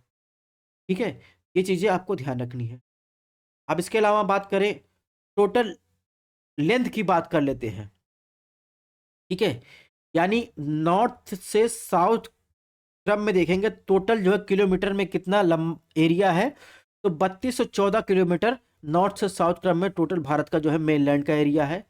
ईस्ट से वेस्ट की बात करें, यानी अरुणाचल प्रदेश से गुजरात की बात करें, ठीक है, तो अरुणाचल प्रदेश से गुजरात में जो टोटल किलोमीटर में लंबाई आएगी वो 2933 किलोमीटर आएगी। अब इसमें एक चीज़ और आपको ध्यान रखने की है। ठीक है, वो क्या, एक तो बता दिया हमने कि नॉर्थ से साउथ क्रम में इतना किलोमीटर लंबा है। अब इसमें पूछता है, कभी कभी पूछता है किबिथु जो है वो कहाँ स्थित है। तो किबिथु आपको ध्यान रखना है अरुणाचल प्रदेश में स्थित है, और ये भारत का जो है सबसे ईस्टर्न मोस्ट जो है पॉइंट है, यानी पूर्वोत्तर जो है पॉइंट है किबिथु। और वेस्टर्न पॉइंट देखेंगे तो यहाँ आ जाएंगे गुजरात में। गुजरात में इसे क्या कहते हैं, चूरा मोटा कहते हैं। ठीक है, या गुहार मोटा कहते हैं। तो ये चीज़ें आपको ध्यान रखनी है। यानी भारत का सबसे पूर्वी बिंदु कौन सा है, किबिथु अरुणाचल प्रदेश में, और भारत का सबसे पश्चिमी बिंदु कौन सा है, गुहार मोटा। ये चीज़ें भी आपको ध्यान रखनी है। अब बात करते हैं एरिया ऑफ इंडिया की। तो पूरे विश्व का भारत के पास कितना एरिया है लैंड का, वो 2.43 किलोमीटर है, सॉरी 2.43% है। ठीक है, 100% का जो है टोटल जो है भारत के पास 2.43% है। ठीक है, यानी टोटल देख लिया जाए, टोटल जो ये लैंड है किलोमीटर में आप देखेंगे तो 2,83,263 किलोमीटर स्क्वायर जो है लैंड भारत के पास है पूरे विश्व की भूमि का। इसके अलावा भारत जो है देखेंगे तो भारत 7वां सबसे बड़ा देश है। सबसे बड़ा देश रूस, उसके बाद कनाडा क्षेत्रफल के हिसाब से, फिर चीन, अमेरिका, ब्राजील, ऑस्ट्रेलिया, और भारत के पास 7वां सबसे बड़ा देश है। ठीक है, अब क्वेश्चन पूछा जाता है आपसे कि लैंड और वाटर का एरिया कितना है, यानी लैंड आपके पास कितना है और वाटर कितना किलोमीटर है। तो आप देखेंगे लैंड, भारत की स्थलीय सीमा जो है वो 15,200 किलोमीटर है। ठीक है, और यदि अंडमान और निकोबार द्वीप समूह की जल सीमाओं को शामिल करें तो कुल, अगर टोटल लैंड सीमा की बात करें, सॉरी कुल जल सीमा की बात करें, तो 7,516 किलोमीटर लगभग जो है पूरा जलीय सीमा है भारत के पास। ठीक है, और अगर अंडमान निकोबार छोड़ की बात करें तो अंडमान निकोबार छोड़ को देखें तो 6100 किलोमीटर भारत के पास जलीय सीमा है। ठीक है, तो ये चीज़ आपको पता है लैंड कितना है, यानी स्थलीय सीमा जो है 15,200 किलोमीटर है। जलीय सीमा की बात करें इंक्लूडिंग अंडमान निकोबार तो ये लगभग 7516 किलोमीटर जो है भारत के पास लैंड सीमा है। इसके अलावा कभी-कभी पूछा जाता है कि भारत की सीमा किस-किस राज्यों से लगी है? तो सबसे बड़ी सीमा आपको बताना है किस राज्य से लगी है। ठीक है? तो आप अगर इसको देख रहे होंगे तो आपको पता चल जाएगा कि सबसे बड़ी सीमा जो है भारत बांग्लादेश के साथ जो है आप देखेंगे 4,096 किलोमीटर की सीमा, सबसे बड़ी सीमा बांग्लादेश के साथ साझा करता है। उसके बाद चीन के साथ, फिर उसके बाद देखेंगे तो पाकिस्तान, फिर नेपाल, फिर म्यांमार के साथ, इसके बाद भूटान और अफ़गानिस्तान के साथ सबसे कम 106 किलोमीटर की सीमा साझा करता है। यानी आपसे पूछा जाए कि सब भारत की अंतर्राष्ट्रीय सीमा सबसे अधिक किसके साथ लगती है, तो बांग्लादेश के साथ लगती है। ये चीज़ आपको ध्यान रखना है। ठीक? इसके अलावा कुछ लाइन है वो भी आपको पता रहनी चाहिए, जैसे रेडक्लिफ लाइन की बात करें तो भारत और पाकिस्तान और भारत के पंजाब राज्य के बीच है। ठीक है? इसके अलावा मैकमोहन लाइन की बात करें तो मैकमोहन लाइन आप देखेंगे यहाँ पर अरुणाचल प्रदेश और चीन के बीच है। ठीक है? डूरन लाइन की बात करें, डूरन लाइन देखिए ये अफगानिस्तान है और पाकिस्तान अफगानिस्तान के बीच डूरन लाइन है। ठीक है? और एक है रेडोलिफ रेखा, रेडोलिफ रेखा देखेंगे तो ये किसके किसके बीच है, ये भारत और नेपाल के बीच है। ठीक? अब अगर आपसे पूछा जाए, ये क्वेश्चन आया है कई बार, ठीक है, यूपी स्पेशल से ही संबंधित है, ऐसी बात नहीं। अगर आपको आते हैं इंडिया स्पेशल तो छोड़ दीजिए, आगे बढ़ा के लेक्चर देख लीजिए, लेकिन आपका नहीं तो रिवीजन कर लीजिए, क्या जाता है आपको 10-5 मिनट पे। तो लार्जेस्ट स्टेट बाय एरिया की बात करें तो सबसे बड़ा एरिया किसके पास है, तो सबसे बड़ा एरिया जो है घटते क्रम में देखेंगे तो राजस्थान के पास। ठीक है, नंबर 1 पर राजस्थान आएगा, सेकंड पर एमपी आएगा, थर्ड पर आप देखेंगे महाराष्ट्र आएगा, फोर्थ पर उत्तर प्रदेश आएगा। अगर सबसे छोटा राज्य की बात किया जाता है, गोवा सबसे छोटा राज्य, उसके बाद सिक्किम आएगा। ठीक है, बाई एरिया। ठीक है, ये बात हो गई। अब बात करें यूटी की, तो आपको पता है दादरा नगर हवेली और दमन दीव को मिला दिया गया है और जेएनके लद्दाख जो है एक नई यूटी बना दी गई है, इस पर चर्चा नहीं करेंगे। आ जाते हैं आगे। इसमें क्या ध्यान रखना है, इसमें ध्यान रखना है सबसे पहले 10 डिग्री चैनल आपसे पूछा जाता है। तो 10 डिग्री चैनल आप देखेंगे किसको किसको जो है 10 डिग्री चैनल किसको किसको जो है अलग करता है। तो आप देखेंगे 10 डिग्री चैनल अंडमान और निकोबार द्वीप समूह को अलग करता है। ये है 10 डिग्री चैनल, ये है अंडमान और निकोबार द्वीप समूह। ठीक है, और इसके अलावा देखेंगे डेक्कन पासेस दक्षिणी अंडमान और लिटिल अंडमान के बीच स्थित।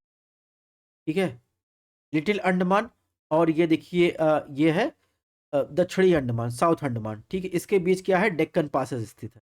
तो डेक्कन पासेस जो है दक्षिणी अंडमान और लिटिल अंडमान के बीच स्थित है। 10 डिग्री चैनल आप देखेंगे तो अंडमान को निकोबार द्वीप समूह से जो है अलग करता है। अब आ जाते हैं 9 डिग्री चैनल के पास। 9 डिग्री चैनल आप देखेंगे तो इसे जो है मिनिकॉय आइलैंड को जो है शेष जो लक्षद्वीप का एरिया है उससे जो है अलग करता है। 8 डिग्री चैनल की बात करें तो 8 डिग्री चैनल मालदीव को जो है मिनिकॉय से जो है अलग करता है। तो ये चीज़ें आपको ध्यान रखनी चाहिए। हालांकि हम लोग लिटरेसी की बात कर चुके, सॉरी सेंसस की बात कर चुके हैं, लेकिन फिर भी देख लेते हैं। 2011 के अकॉर्डिंग देखेंगे तो भारत की जनसंख्या की 10 की वृद्धि दर कितनी रही है, 17.7%। कहने का मतलब 31.2% आबादी शहरों में, 68.8% आबादी ग्रामीण इलाकों में रहती है। भारत की कुल साक्षरता दर कितनी है, 74.04%। जिसमें मेल की बात करें तो मेल जो है 80.9% है, महिला साक्षरता दर 64.60% है। ठीक है, टोटल पॉपुलेशन की बात करें 62.31 करोड़ जो है मेल पॉपुलेशन है और 58.74 करोड़ जो है फीमेल पॉपुलेशन है।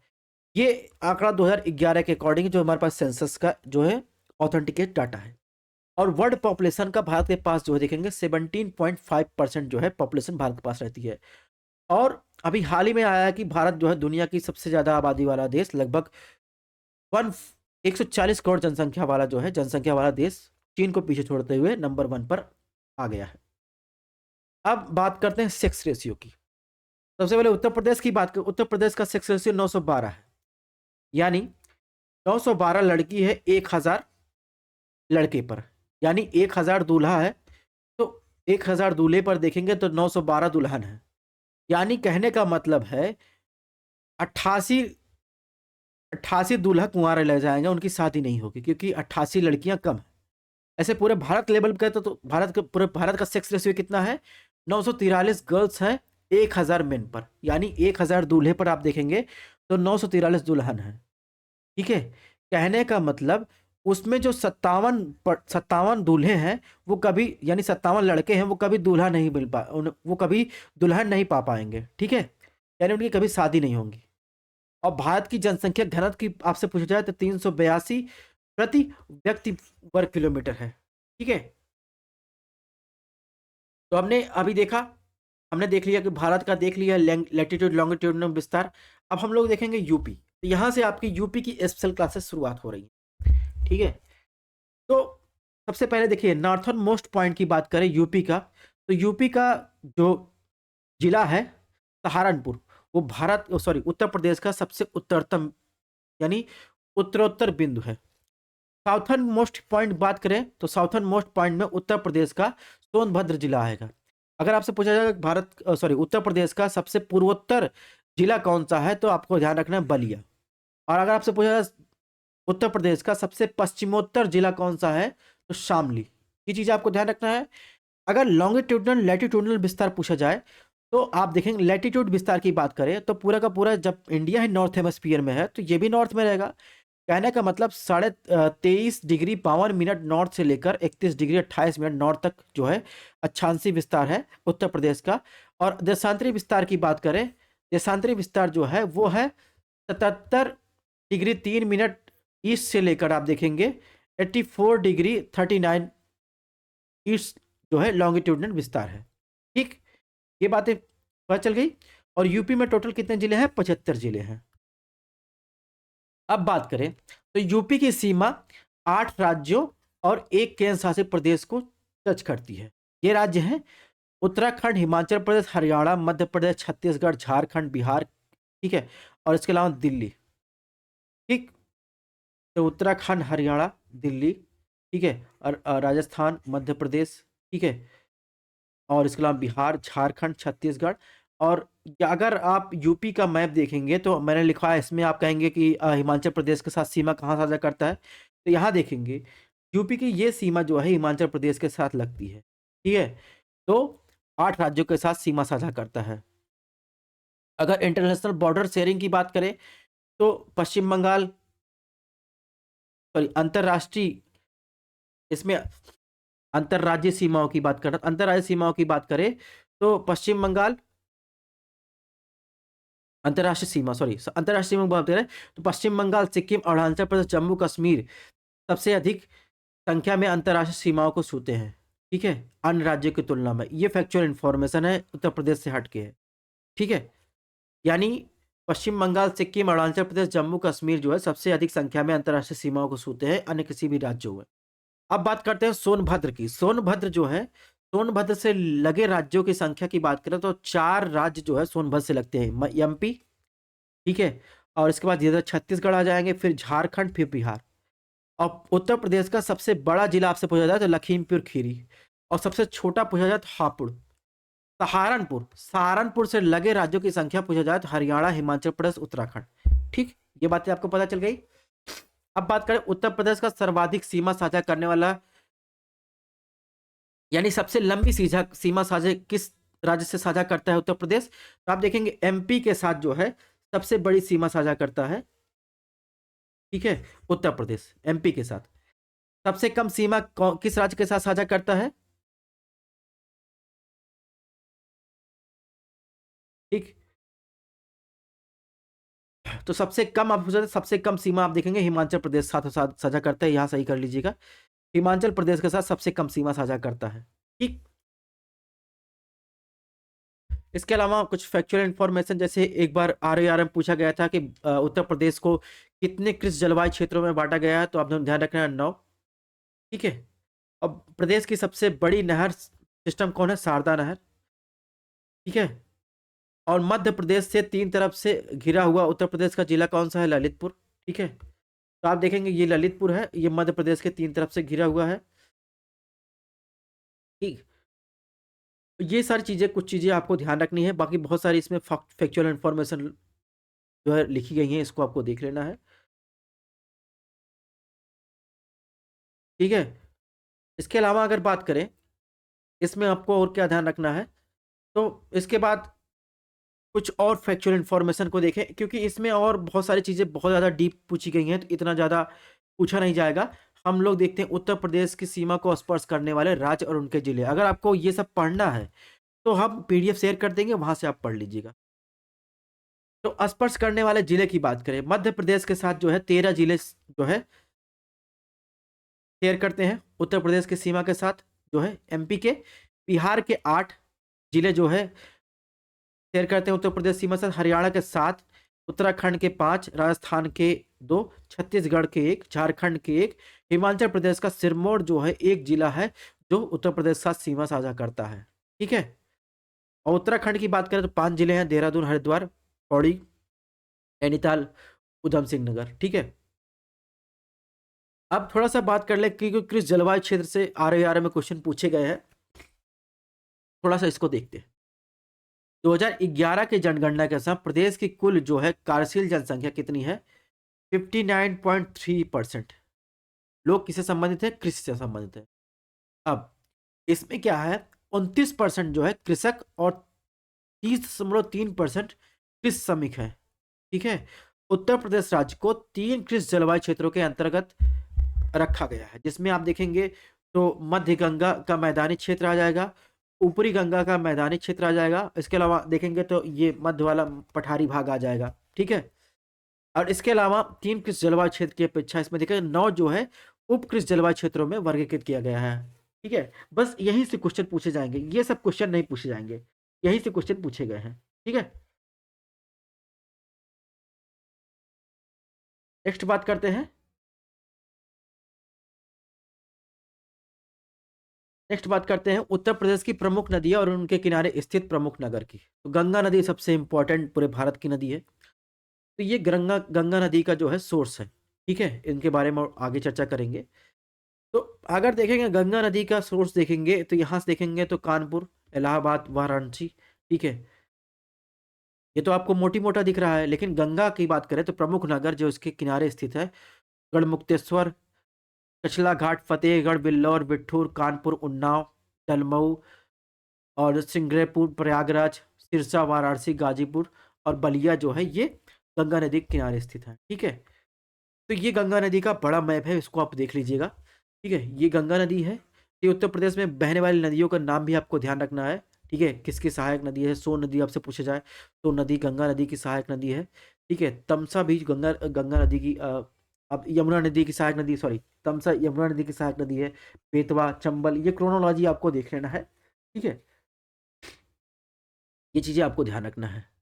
अब हम देखते हैं गंगा नदी के बारे में सबसे पहले। तो गंगा नदी का जो उद्गम आप देखेंगे, तो गंगा नदी आप देखेंगे देवप्रयाग में बनती है, भागीरथी और अलकनंदा के संगम से जो है देवप्रयाग से यही गंगा नदी बन के उत्तराखंड से होते हुए सबसे पहले आप देखेंगे बिजनौर, उत्तर प्रदेश में बिजनौर में जो है प्रवेश करती है। तो ये जो है जो मैंने लिस्ट बताई है कि कौन कौन से शहर जो है गंगा नदी के किनारे स्थित है, उनकी लिस्ट दी गई है। उत्तर प्रदेश के साथ आप देखेंगे बिहार, झारखंड की भी यहाँ पर लिस्ट दी गई है। हालांकि क्वेश्चन आपसे अगर पूछा जाएगा तो सबसे पहले ध्यान रखना है कि देवप्रयाग जो है भागीरथी अलकनंदा के संगम पर है।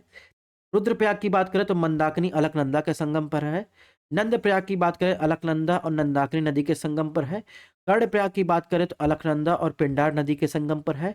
विष्णुप्रयाग की बात करें तो अलकनंदा और धौलीगंगा नदी के संगम पर स्थित है। यानी मेन जो नदी है वो है अलकनंदा। ठीक है। ये चीजें आपको ध्यान रखनी है। ये चीज हो गया। हम उत्तर प्रदेश को देख रहे हैं, वो देख लिए। तो उत्तर प्रदेश में देखेंगे तो गाजीपुर। ठीक है। वाराणसी, गाजीपुर के बाद देखेंगे तो इधर आ जाए बक्सर, बिहार में आ जाएगा। इसके गंगा नदी के किनारे पटना भी है। ठीक है। तो इसके अलावा भागलपुर। तो ये सब चीज़ें यहाँ पर दी गई हैं। हम यूपी को देख रहे हैं तो यूपी को फोकस करेंगे। इसके अलावा देखिए इसमें क्या लिखा गया है, तो इसमें लिखा हाईली पॉल्यूटेड स्ट्रेचेस की बात किया गया गंगा नदी। ठीक है। तो यहाँ ऊपरी जब गंगा नदी पहाड़ों में रहती है तो यहाँ पर नंबर्स न्यूमरस जो है हाइड्रल प्रोजेक्ट आप यानी जल विद्युत परियोजना देखने को मिलेगी। और इसके अलावा देखेंगे इस एरिया में जो है आपको सघन आबादी देखने को मिलेगी।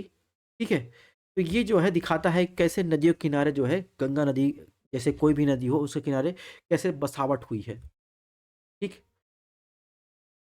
और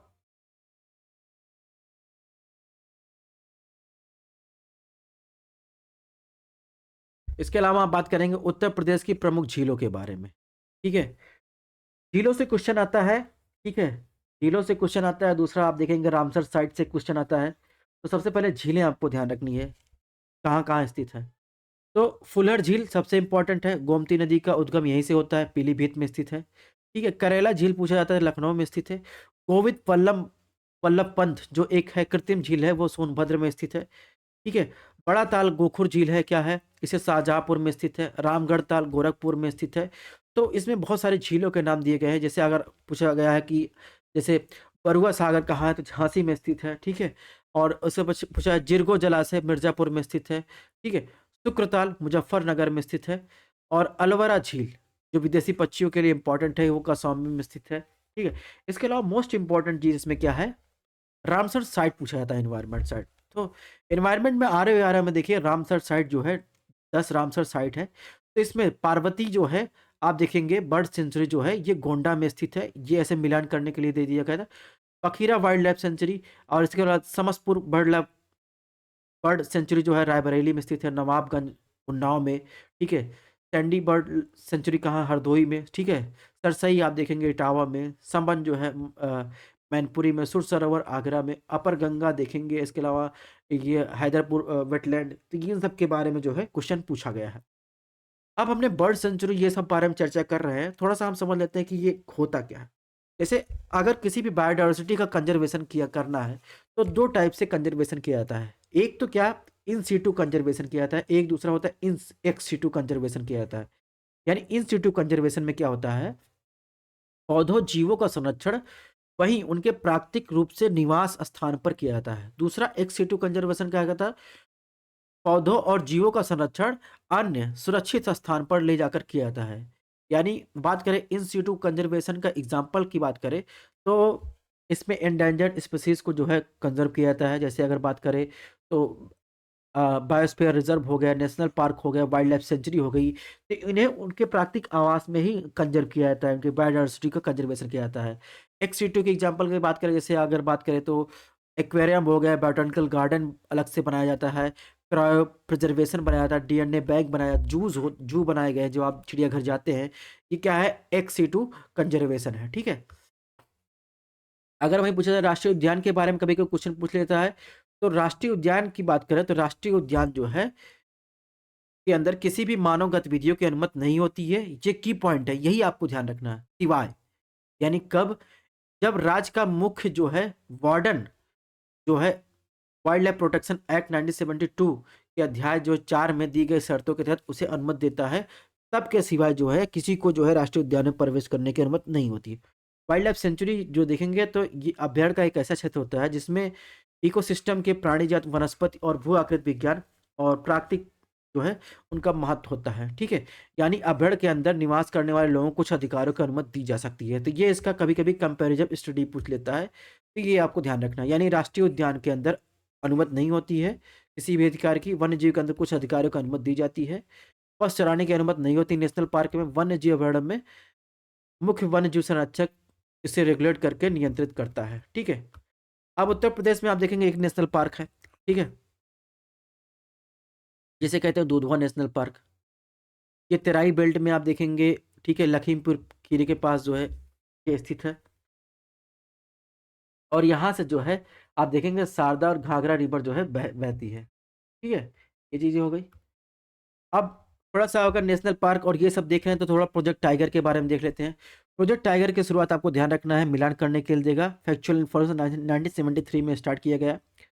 ठीक है, और यह एक सेंट्रल सेक्टर स्कीम है, यानी 100% जो है सेंट्रल गवर्नमेंट पैसों का वहन करती है। ठीक है, और इसे जो है राष्ट्रीय बाघ संरक्षण प्राधिकरण इसका कार्यान्वयन करता है। और ये देखेंगे एक क्या है, इन सीटू कंजर्वेशन है। और भारत में बाघ की आबादी देखेंगे तो अभी वर्तमान में 2018 में जो जनगणना हुई थी 2967 बाघ पाए जाते हैं। TX2 क्या है, TX2 2018 में 4 वर्ष पहले TX2 का लक्ष्य रखा, यानी बाघों की आबादी दोगुनी करने का लक्ष्य रखा गया है, तो वही TX2 है। कैट्स क्या है, ये 14 टाइगर रिजर्व को अंतर्राष्ट्रीय कंजर्वेशन के अंतर्गत जो है कैट्स का दर्जा दिया गया है। तो ये चीज़ें भी आपको ध्यान रखनी है। अगर बात करें तो पैटर्न की बात करें, सॉरी मैंने बताया 100% जो है सेंट्रल गवर्नमेंट फंड करती है, नहीं, ये सेंट्रल स्पॉन्सर्ड स्कीम है। इसको इंग्लिश में लिखेंगे तो सेंट्रल स्पॉन्सर्ड होगा, यानी इसमें जो शेयर होता है वो सेंट्रल गवर्नमेंट और जो स्टेट गवर्नमेंट होती है दोनों का शेयर होता है, ठीक है। यानी 60-40 और या नॉर्थ ईस्टर्न रीजन में 90 और 10% शेयर होता है। तो आप ध्यान रखिएगा ये केंद्र प्रायोजित योजना है, ठीक है, यानी सेंट्रल स्पॉन्सर्ड स्कीम है। आप इसको सुधार कर लीजिएगा, ठीक है। यानी आप देखेंगे तो जो व्यय होता है इस पर 60 और 50% का रेशियो होता है। वर्तमान में भारत में कितने टाइगर रिजर्व में है? 54। हाल ही में जो जोड़ा गया टाइगर रिजर्व है धौलपुर करौली टाइगर रिजर्व, ठीक है। ये करंट अफेयर है, इसको आप अपडेट कर लीजिएगा। अब बात करेंगे उत्तर प्रदेश में स्थित ताप विद्युत केंद्र की, ठीक है। तो आंवला ताप विद्युत परियोजना, इससे क्वेश्चन आया, बरेली में स्थित है। अररिया ताप विद्युत परियोजना अररिया में स्थित है। रिहन ताप विद्युत परियोजना सोनभद्र में स्थित है। ऊंचाहार ताप विद्युत परियोजना रायबरेली में स्थित है। दादरा ताप विद्युत परियोजना गौतम बुद्ध नगर में स्थित है, ठीक है। इसके अलावा अररिया और आंवला और दादरी क्या है? गैस आधारित जो है ताप विद्युत संयंत्र है। ये चीजें आपको ध्यान रखनी है। अब क्वेश्चन क्या पूछा जाता है आर आर में? क्वेश्चन पूछा जाता है कि जो एनर्जी सेक्टर का क्रोनोलॉजी पूछ लिया जाता है, किसका ज्यादा मतलब क्षेत्र है, किसका कम है कैपेसिटी के मामले। तो जीवाश्म ईंधन सबसे ज्यादा इस्तेमाल किया जाता है भारत में। इसके बाद आप देखेंगे रिन्यूएबल एनर्जी यानी नवीकरणीय ऊर्जा, ठीक है।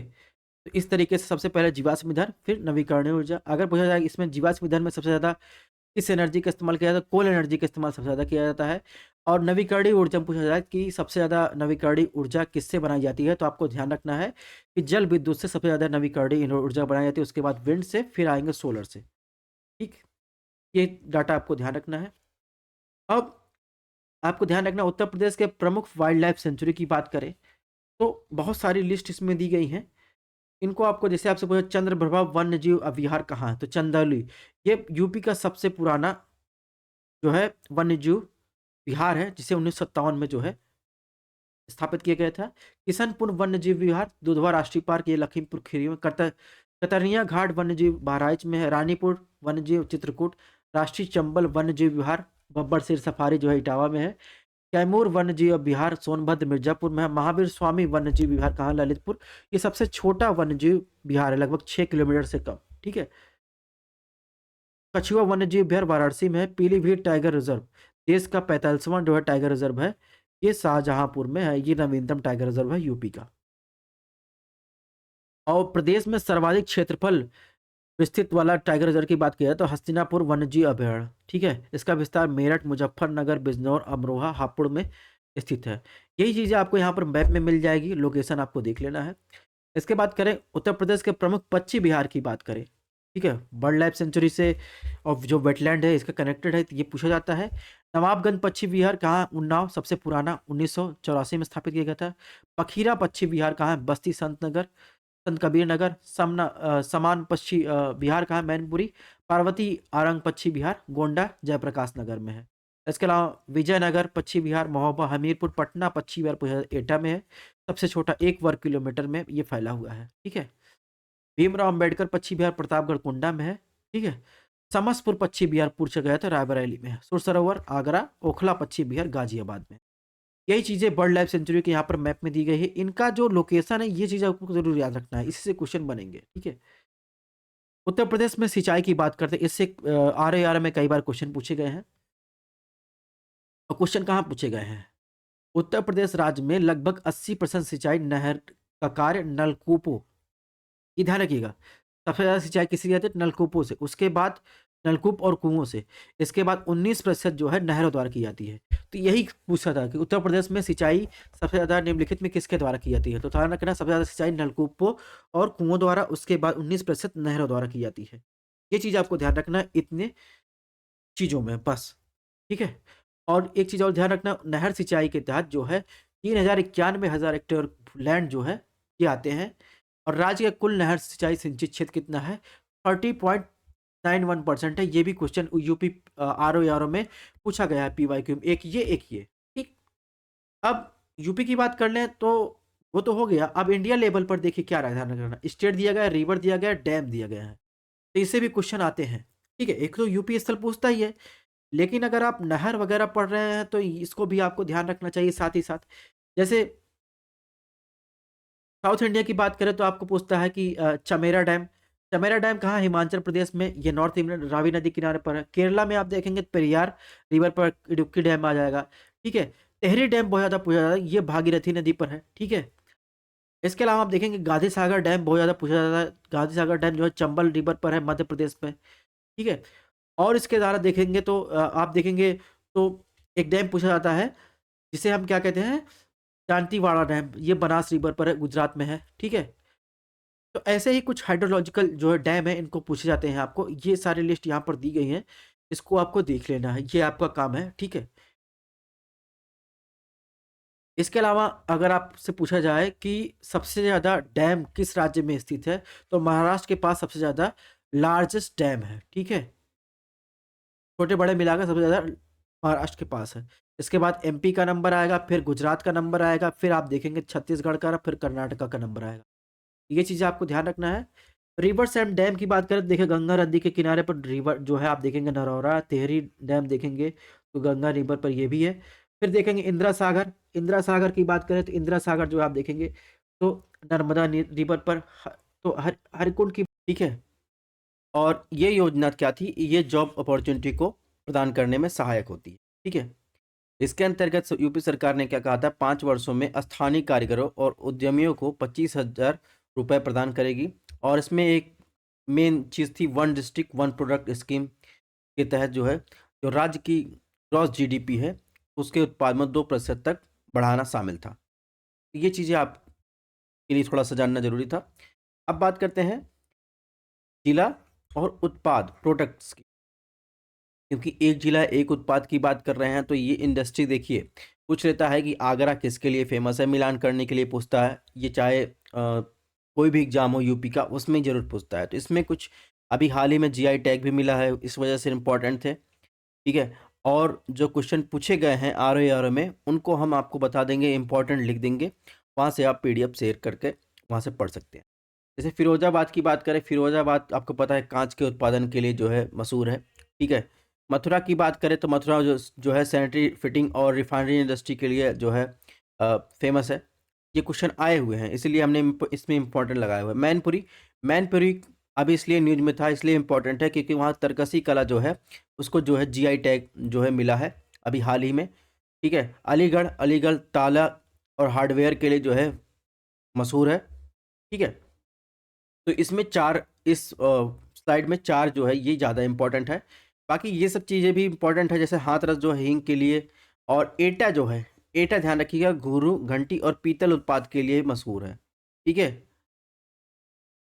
इसके अलावा बात करें तो कौसाम्बी की बात कर लेते हैं। कौसाम्बी जो है फूड प्रोसेसिंग इंडस्ट्री, जिसमें केले का जो फूड प्रोसेसिंग किया जाता है उसके लिए इंपॉर्टेंट है। प्रतापगढ़ आपको पता है, प्रतापगढ़ जो है फ्लर फूड प्रोसेसिंग में आंवले का जो है उसमें मुरब्बा वगैरह बनाया जाता है, तो इसलिए फेमस है। और इसके अलावा बरेली पूछा गया है एग्जाम में, तो बरेली जो है आप देखेंगे जरी जरदोजी यानी कपड़े पर कढ़ाई का काम किया इसलिए मशहूर है। इसके अलावा बदायूं में भी यही काम किया जाता है। ठीक। पीलीभीत की बात करें, पीलीभीत में बांसुरी का उत्पादन किया जाता है इसलिए मशहूर है। इसके अलावा बात करें कानपुर देहात, कानपुर नगर यानी पूरा कानपुर शहर जो है किस लिए इंपॉर्टेंट है, चमड़ा उत्पादन और एल्युमिनियम के बर्तन बनाने के लिए जो है इंपॉर्टेंट है। इससे क्वेश्चन पूछा गया है। औरैया पूछा जाता है, औरैया आपको ध्यान रखना है दूध प्रसंस्करण यानी देसी घी बनाने के लिए दूध से जो है फेमस है। इसके अलावा पूछा गया था कन्नौज, कन्नौज किस लिए इंपॉर्टेंट, कन्नौज आप देखेंगे इत्र और चिकन कारी के लिए इंपॉर्टेंट है। ठीक। और रायबरेली, रायबरेली आपको ध्यान रखना है काष्ठ कला यानी लकड़ी के कलाओं के लिए इंपॉर्टेंट है। लखीमपुर खीरी एक बार आर में पूछा गया, तो लखीमपुर खीरी किसके लिए इंपॉर्टेंट है, ट्राइबल शिल्प के लिए इंपॉर्टेंट है। ठीक। इसके अलावा बात करें मेरठ, मेरठ से पूछा जाता है मेरठ किस लिए इंपॉर्टेंट है। मेरठ आप देखेंगे, मेरठ में आप खेल सामग्री के लिए बैट वगैरह जो है वहाँ पर बेहतरीन बनते हैं, तो इसलिए इंपॉर्टेंट है। बागपत पूछा गया था, बागपत हैंडलूम के लिए इंपॉर्टेंट है। इसके अलावा देखेंगे तो हापुड़, हापुड़ जो है उत्तर प्रदेश का सबसे छोटा जिला है। और इसके अलावा हापुड़ जो है होम फिनिशिंग के लिए जो है इंपॉर्टेंट है। मुरादाबाद पूछा था, तो मुरादाबाद को धातु शिल्प या पीतल नगरी के रूप में भी जानते हैं। ठीक है। और अमरोहा, अमरोहा इसलिए अभी इंपॉर्टेंट है क्योंकि वहाँ पर जो है ढोलक है, ढोलक को जो है जीआई टैग दिया गया है इसलिए इंपॉर्टेंट है। संभल भी जीआई टैग दिया गया है इसलिए इंपॉर्टेंट, क्योंकि वहाँ पे जो है ये जानवरों की जो है हड्डियाँ होती हैं उनसे जो है शिल्पकलाएँ बनाई जाती है, हॉर्नबोन कहते हैं उनको, जो है जीआई टैग दिया गया है, इसलिए इम्पोर्टेंट है। नेक्स्ट बात करेंगे तो मिर्ज़ापुर। मिर्ज़ापुर आप देखेंगे दरी और कालीन के लिए इम्पोर्टेंट है, कालीन भैया वहीं से थे। भदोही की बात करें, भदोही जो है दरी और कालीन के लिए। सहारनपुर में भी देखेंगे, सहारनपुर पूछा गया है, आर में सहारनपुर लकड़ी पर नक्काशी के लिए इम्पोर्टेंट है, ठीक है। वाराणसी आपको ध्यान रखना है, वाराणसी जो है बनारसी रेशम साड़ी के लिए इम्पोर्टेंट है, ठीक है। और श्रावस्ती पूछा गया, श्रावस्ती जो है जनजाति शिल्प के लिए इम्पोर्टेंट है, ठीक। शामली अगर आपसे पूछा, शामली जो है लौह कला के लिए इम्पोर्टेंट है, यानी जो मोस्ट इम्पोर्टेंट है उसको मैंने इम्पोर्टेंट लगा दिया है, ठीक। तो ये हो गई एक जिला एक उत्पाद की बात। अब एक क्वेश्चन ज़्यादा पूछा जाता है आर में, जैसे उससे पूछा जाता है उत्तर प्रदेश के जो शोध संस्थान हैं उनसे संबंधित क्वेश्चन पूछे जाते हैं, तो उनमें भी हमने अब इसमें इम्पोर्टेंट सेक्शन लगा दिया है, ये भी आप देख लीजिएगा। जैसे पूछा जाता है भारतीय विश्व विज्ञान अनुसंधान संस्थान, वो कहाँ है? वो लखनऊ में स्थित है, ठीक है। और एक बार क्वेश्चन पूछा गया भारतीय वनस्पति अनुसंधान संस्थान, ये क्वेश्चन जो इंपॉर्टेंट लगाए गए कई बार रिपीट हुए हैं। भारतीय वनस्पति अनुसंधान संस्थान जो है लखनऊ में स्थित है। केंद्रीय औषधि अनुसंधान संस्थान कहाँ है? लखनऊ में है। नेशनल शुगर रिसर्च इंस्टीट्यूट, ध्यान रखिएगा, शुगर केन नहीं, गन्ना नहीं है, ये चीनी उत्पादन रिसर्च इंस्टीट्यूट है, कहाँ है? कानपुर में है, ठीक है। इसके अलावा भारतीय पशु चिकित्सा अनुसंधान संस्थान कहाँ? इज्जत नगर, ठीक है। राष्ट्रीय कृषि वानिकी अनुसंधान संस्थान झांसी में है, यहाँ कृषि के साथ और वानिकी फॉरेस्ट्री का भी यहाँ पर रिसर्च होता है, ये कहाँ? झांसी में। जितने इंपॉर्टेंट लगाए गए हैं ये कभी ना कभी जो है कई बार रिपीट हो चुके हैं, ठीक है। इसके अलावा Indian institute of sugar cane यानी गन्ने का रिसर्च जो है आप देखेंगे लखनऊ में है, ठीक है। अभी यहाँ पे क्या था? चीनी का था, ठीक है। चीनी का क्या था? कानपुर में था, लेकिन अब यहाँ पे क्या है? यहाँ पर देखेंगे इंपॉर्टेंट क्या है? जो है गन्ने का है, तो ये कहाँ है? ये लखनऊ में है, इससे क्वेश्चन पूछे गए। केंद्रीय पक्षी अनुसंधान संस्थान से पूछे गए हैं, ये कहाँ? इज्जत नगर में है, ठीक है। और इज्जत नगर में देखेंगे तो पशु अनुसंधान संस्थान भी है। भारतीय दलहन, ये ध्यान रखिएगा, भारतीय दलहन कई बार पूछा जाता है, भारतीय दलहन अनुसंधान संस्थान कहाँ है? कानपुर में है, ठीक। इसके अलावा Indian institute of vegetable research भी जो है आप देखेंगे वाराणसी में स्थित है, ठीक है। और इसके अलावा अगर पूछा जाए आपसे केंद्रीय उपोष्ण बागवानी संस्थान, जिसका पहले नाम था केंद्रीय आम अनुसंधान संस्थान, वो कहाँ है? लखनऊ में स्थित है, ठीक। न्यायिक प्रशिक्षण अनुसंधान संस्थान कहाँ है? लखनऊ में स्थित है। इसके अलावा आपको ध्यान रखना national bureau of fish genetic resources, ये कहाँ है? लखनऊ में। तो भारतीय चारागाह एवं चारा अनुसंधान संस्थान कहाँ है? झांसी में, ठीक, ये झांसी में स्थित है। केंद्रीय बकरी अनुसंधान संस्थान पूछा जाता है तो आपको ध्यान रखना मथुरा में है। Central pulp and paper research institute Saharanpur में। कोई ट्रिक ऐसा स्पेसिफिक है नहीं जो आपको याद रखवा दे, जितनी बार आप इंपॉर्टेंट जहाँ लिखा गया देखेंगे उतना आपको ध्यान में आ जाएगा, ठीक है। भारतीय कालीन प्रौद्योगिकी संस्थान कहाँ है? भदोही में स्थित है। इसके अलावा बात करें नेशनल बोटॉनिकल रिसर्च इंस्टीट्यूट कहाँ है? लखनऊ में है, ठीक है। नेशनल बोटॉनिकल गार्डन पूछा जाए तो आपको ध्यान रखना वो भी लखनऊ में है। सेंट्रल इंस्टीट्यूट फॉर सब ट्रॉपिकल हॉर्टिकल्चर, हॉर्टिकल्चर में देखिए कहाँ है? लखनऊ में है। उत्तर प्रदेश कृषि अनुसंधान परिषद काउंसिल कहाँ है? लखनऊ में है। Uttar Pradesh academy of science important Lucknow में है। तो बहुत सारी चीज़ें जो है लखनऊ में आपको देखने को मिलेगी। इसके अलावा राज्य आपदा प्रबंधन प्राधिकरण कहाँ है? वो भी लखनऊ में है। जैव प्रौद्योगिकी पार्क जो है वो भी कहाँ है? लखनऊ में है। राज्य का प्रथम हाईटेक टाउन कहाँ है? इंपॉर्टेंट जो है सुशांत गोल्फ सिटी, ये भी लखनऊ में है। एशिया का प्रथम डीएनए बैंक, इसको आपको ध्यान रखना है, एशिया का प्रथम डीएनए बैंक कहाँ है? ये लखनऊ में है, ठीक है। नेक्स्ट, राजकीय चर्म संस्थान कहाँ है? कानपुर में है। चमड़े से संबंधित जब भी आए तो आपको ध्यान रखना है कानपुर संबंध। उत्तर प्रदेश क्रिकेट अकादमी कहाँ है? कानपुर में है, 2010 में स्थापित किया गया था। इंडियन वेटनरी रिसर्च इंस्टीट्यूट कहाँ है? बरेली में है, ठीक है। यानी जानवरों से जो भी टीके वगैरह होते हैं उन पर रिसर्च किया जाता है, वो कहाँ है? बरेली में स्थित है। National research for centre for meet की कहाँ है? इज्जत नगर बरेली में है, ठीक। इसके अलावा बात करें तो सेंट्रल पोटैटो रिसर्च, ध्यान रखिएगा, केंद्रीय आलू अनुसंधान संस्थान मेरठ में है। इसके अलावा ये तो हेडक्वार्टर अगर आपसे पूछा जाए केंद्रीय आलू अनुसंधान संस्थान हेडक्वार्टर कहाँ है? हेडक्वार्टर आपको ध्यान रखना है, हेडक्वार्टर हमेशा शिमला में मिलेगा। इसके क्षेत्रीय भी कार्यालय है, उसी क्षेत्रीय कार्यालय में यूपी में जो है सेंट्रल पोटैटो रिसर्च जो है आप देखेंगे कहाँ? मेरठ में है, ठीक। और इसके अलावा Indian institute of space science and technology कहाँ है? मेरठ में है। मस्तिष्क ज्वर उन्मूलन केंद्र कहाँ है? गोरखपुर में है। और डॉक्टर अंबेडकर उत्तर प्रदेश पुलिस अकादमी, ये भी मुरादाबाद में आपको मिल जाएगा। ठीक।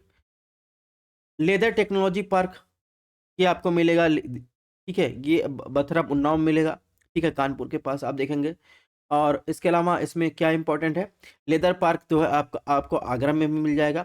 एग्रो प्रोसेसिंग जोन क्रिस पार्क आपको ध्यान रखना है, लखनऊ, वाराणसी, हापुड़, सहारनपुर, ये 4 जगह हैं। थीम पार्क जो पर्यटन से संबंधित है, ये जो है आगरा में मिल जाएगा। लायन सफारी पार्क आपको पता है इटावा में है। ठीक है। राज्य का प्रथम सैटेलाइट टाउन कहाँ है? लिपखुआ, हापुड़ में स्थापित किया गया है। ठीक है, 2 और हैं इंपॉर्टेंट। जैसे इलेक्ट्रॉनिक सिटी आपसे पूछा जाए तो आगरा, नोएडा आपको पता ही है। और टॉय सिटी आपसे पूछा जाए तो ग्रेटर नोएडा, ये भी आपको पता है। अब बात करते हैं उत्तर प्रदेश के प्रमुख खनिज और एवं स्थल के बारे में, यानी जो खनिज रिसोर्स हैं, कहाँ से क्या क्या प्राप्त होता है। तो इससे बहुत ज़्यादा क्वेश्चन आते नहीं, यानी लीस्ट इंपॉर्टेंट में रख सकते हैं। बहरहाल फिर भी हम कुछ चीज़ें देख लेते हैं। जैसे सोना, गोल्ड की बात करें, गोल्ड जो है शारदा रामगंगा की रेत में जो है सोनभद्र और ललितपुर के पास ये मिलता है। हीरा की बात करें तो बांदा और मिर्जापुर में मिलता है। ठीक। बॉक्साइट एक इंपॉर्टेंट खनिज स्रोत है जो आपको मिल जाए बांदा, वाराणसी, ललितपुर में मिलता है। ठीक है। कांच जो है, बालू की बात करें, शंकर लोहरगढ़, इलाहाबाद, बरगढ़, बाड़ा, अलीगढ़, चित्रकूट में मिलता है। ठीक है। इसके अलावा आप देखेंगे तो रॉक फॉस्फेट की बात करें तो ललितपुर में मिलता है। ठीक है। चाइना क्ले इंपॉर्टेंट है, ये बांदा और सोनभद्र में मिलता है। लव एस्क जो है आप देखेंगे सिर्फ और सिर्फ ललितपुर में मिलता है। और ग्रेनाइट की बात करें, ग्रेनाइट जो है पत्थर की बात बांदा, हमीरपुर, ललितपुर, महोबा में मिलता है। जिप्सम एक इम्पॉर्टेंट सोर्स है इंडस्ट्री का, ये झांसी, हमीरपुर में मिलता है। एस्बेस्टास ये मिर्जापुर, झांसी में मिलता है। संगमरमर की जहाँ तक बात करें, ये भी मिर्जापुर, सोनभद्र में मिलता है। ध्यान रखिएगा, इंडस्ट्री और लोकेशन से कम क्वेश्चन आते हैं, बल्कि रिसर्च इंस्टीट्यूट से। ठीक है। और इंडस्ट्री यानी कौन सा शहर जिला उत्पाद के लिए फेमस है, उससे ज़्यादा क्वेश्चन आते हैं। तो इस प्रकार हमने इंडस्ट्री को कवर कर लिया। करते हैं आर्ट एंड कल्चर में। सबसे पहले देखेंगे उत्तर प्रदेश के मेले के बारे में, उनके स्थल के बारे में। इससे क्वेश्चन RIR में और यूपी PCS में क्वेश्चन आते हैं। ठीक है। तो आपको पता है रामनवमी का मेला कहाँ लगता है? अयोध्या में। ठीक है। देखिए जो इम्पोर्टेंट है, मैंने यहाँ पे इम्पोर्टेंट का स्टैंप लगा दिया है कि बहुत सारे यूपी में 75 जिले हैं, अलग अलग जगह अलग अलग मेले लगते हैं। ठीक है। सारी चीज़ें आपको ध्यान नहीं रखनी है। और इसके अलावा देखिए खिचड़ी का मेला कहाँ लगता है? गोरखपुर में। तोरो का मेला कहाँ लगता है? कासगंज। ठीक है। और इसके अलावा रामायण मेला आपको ध्यान रखना है, चित्रकूट में लगता है। ठीक है। कैलाश मेला अगर आपसे पूछा जाए, आगरा में प्रतिवर्ष जो है श्रावण महीने के तीसरे सोमवार को लगता है। ठीक है। और गोविंद सागर मेला आपको ध्यान रखना है, अम्बेडकर नगर में लगता है। इसके अलावा अगर पूछा जाए, देवी पाटन का मेला पूछा गया था, देवी पाटन का मेला बलरामपुर में लगता है। ठीक है। कबीर मेला आपको पता है मगहर, संत कबीर नगर में लगता है। ठीक है। और खलिंजर मेला एक बार पूछा गया था, तो यहाँ रखा है खलिंजर मेला बांदा में लगता है। इसके अलावा नौचंदी का मेला क्वेश्चन पूछा गया था, नौचंदी का मेला मेरठ में लगता है। ठीक है। मकनपुर मेला जो है फर्रुखाबाद में लगता है। ठीक है। ढाई घाट का मेला आपको ध्यान रखना, ढाई घाट का मेला शाहजहांपुर में लगता है। और गोला गोकर्ण नाथ मेला जो है लखीमपुर खीरी में लगता है। तो जो चीज़ें इंपॉर्टेंट है उसको डिस्कस करेंगे। जैसे अगर एक बार पूछा गया था गढ़मुक्तेश्वर का मेला कहाँ लगता है? हापुड़। ठीक है। और बटेश्वर का मेला ये लगता है आगरा में। इससे भी RO में जो है क्वेश्चन आए थे। ठीक है। और इसके अलावा नैमिषारण्य मेला जो है तो सीतापुर में लगता है। ठीक है। काम्पिल मेला एक बार पूछा गया था, काम्पिल मेला जो है बांदा में लगता है। ठीक है। और देव छठ मेला देखेंगे तो दाऊजी, मथुरा में लगता है। ठीक है। और इसके अलावा अगर पूछा जाए सैयद सोलार मेला कहाँ लगता है? बहराइच में लगता है। नवरात्रि मेला देखेंगे, नवरात्रि मेला भी आगरा में लगता है। गोविंद साहिब मेला बहुत ज़्यादा फेमस है यूपी का, वो आजमगढ़ में अतरौलिया में लगता है। ठीक है। तो ये तो बात हो गई यूपी में मेलों की। अब बात करेंगे उत्तर प्रदेश के पर्यटन स्थल के। उसमें सबसे पहले देखेंगे हेरिटेज आर्क। हेरिटेज आर्क है क्या? हेरिटेज आर्क जो है प्रदेश में सांस्कृतिक, ऐतिहासिक, प्राकृतिक आयामों को करीब से देखने का मौका मिलता है उस आर्क में। ठीक है। और हेरिटेज आर्क में यात्रियों को जो है आगरा, लखनऊ, वाराणसी क्षेत्र में इनके चारों ओर स्थित मनोहरी स्थानों को यात्रा कराता है। यह है हेरिटेज आर्क।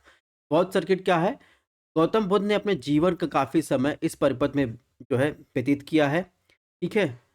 आप देखेंगे बौद्ध सर्किट में देखेंगे तो उसमें स्तूप, प्राचीन मठ, बौद्ध मंत्रों के बीच ध्यान, पूजा करना तीर्थयात्रियों के लिए अलौकिक अनुभव होता है। अब बौद्ध सर्किट में कौन-कौन से स्थान शामिल है? कपिल वस्तु, ठीक है? कपिल वस्तु के में क्या है? यहाँ राजकुमार सिद्धार्थ का बाल्यकाल बीता, इस कारण इसे पवित्र माना जाता है, ठीक है? तो गौतम बुद्ध का ये यहाँ पर बाल्यावस्था बीता, गौतम बुद्ध का जो है बचपन का नाम राजकुमार सिद्धार्थ था। इसके बाद देखेंगे कौशाम्बी, कौशाम्बी देखेंगे प्रयागराज से लगभग 60 किलोमीटर दूर है। इस स्थान पर बुद्ध ने कई धर्म उपदेश दिए, इसलिए ये इंपॉर्टेंट है। सारनाथ की बात करें, सारनाथ में देखेंगे, सारनाथ वाराणसी में 10 किलोमीटर दूर स्थित है। यहाँ भगवान बुद्ध को जो है आत्मज्ञान प्राप्त कर पहला धर्मोपदेश दिया था, ठीक है? और इस स्तंभ के ऊपर शेर को भारत का राष्ट्रीय प्रतीक के रूप में सारनाथ से ही लिया गया था।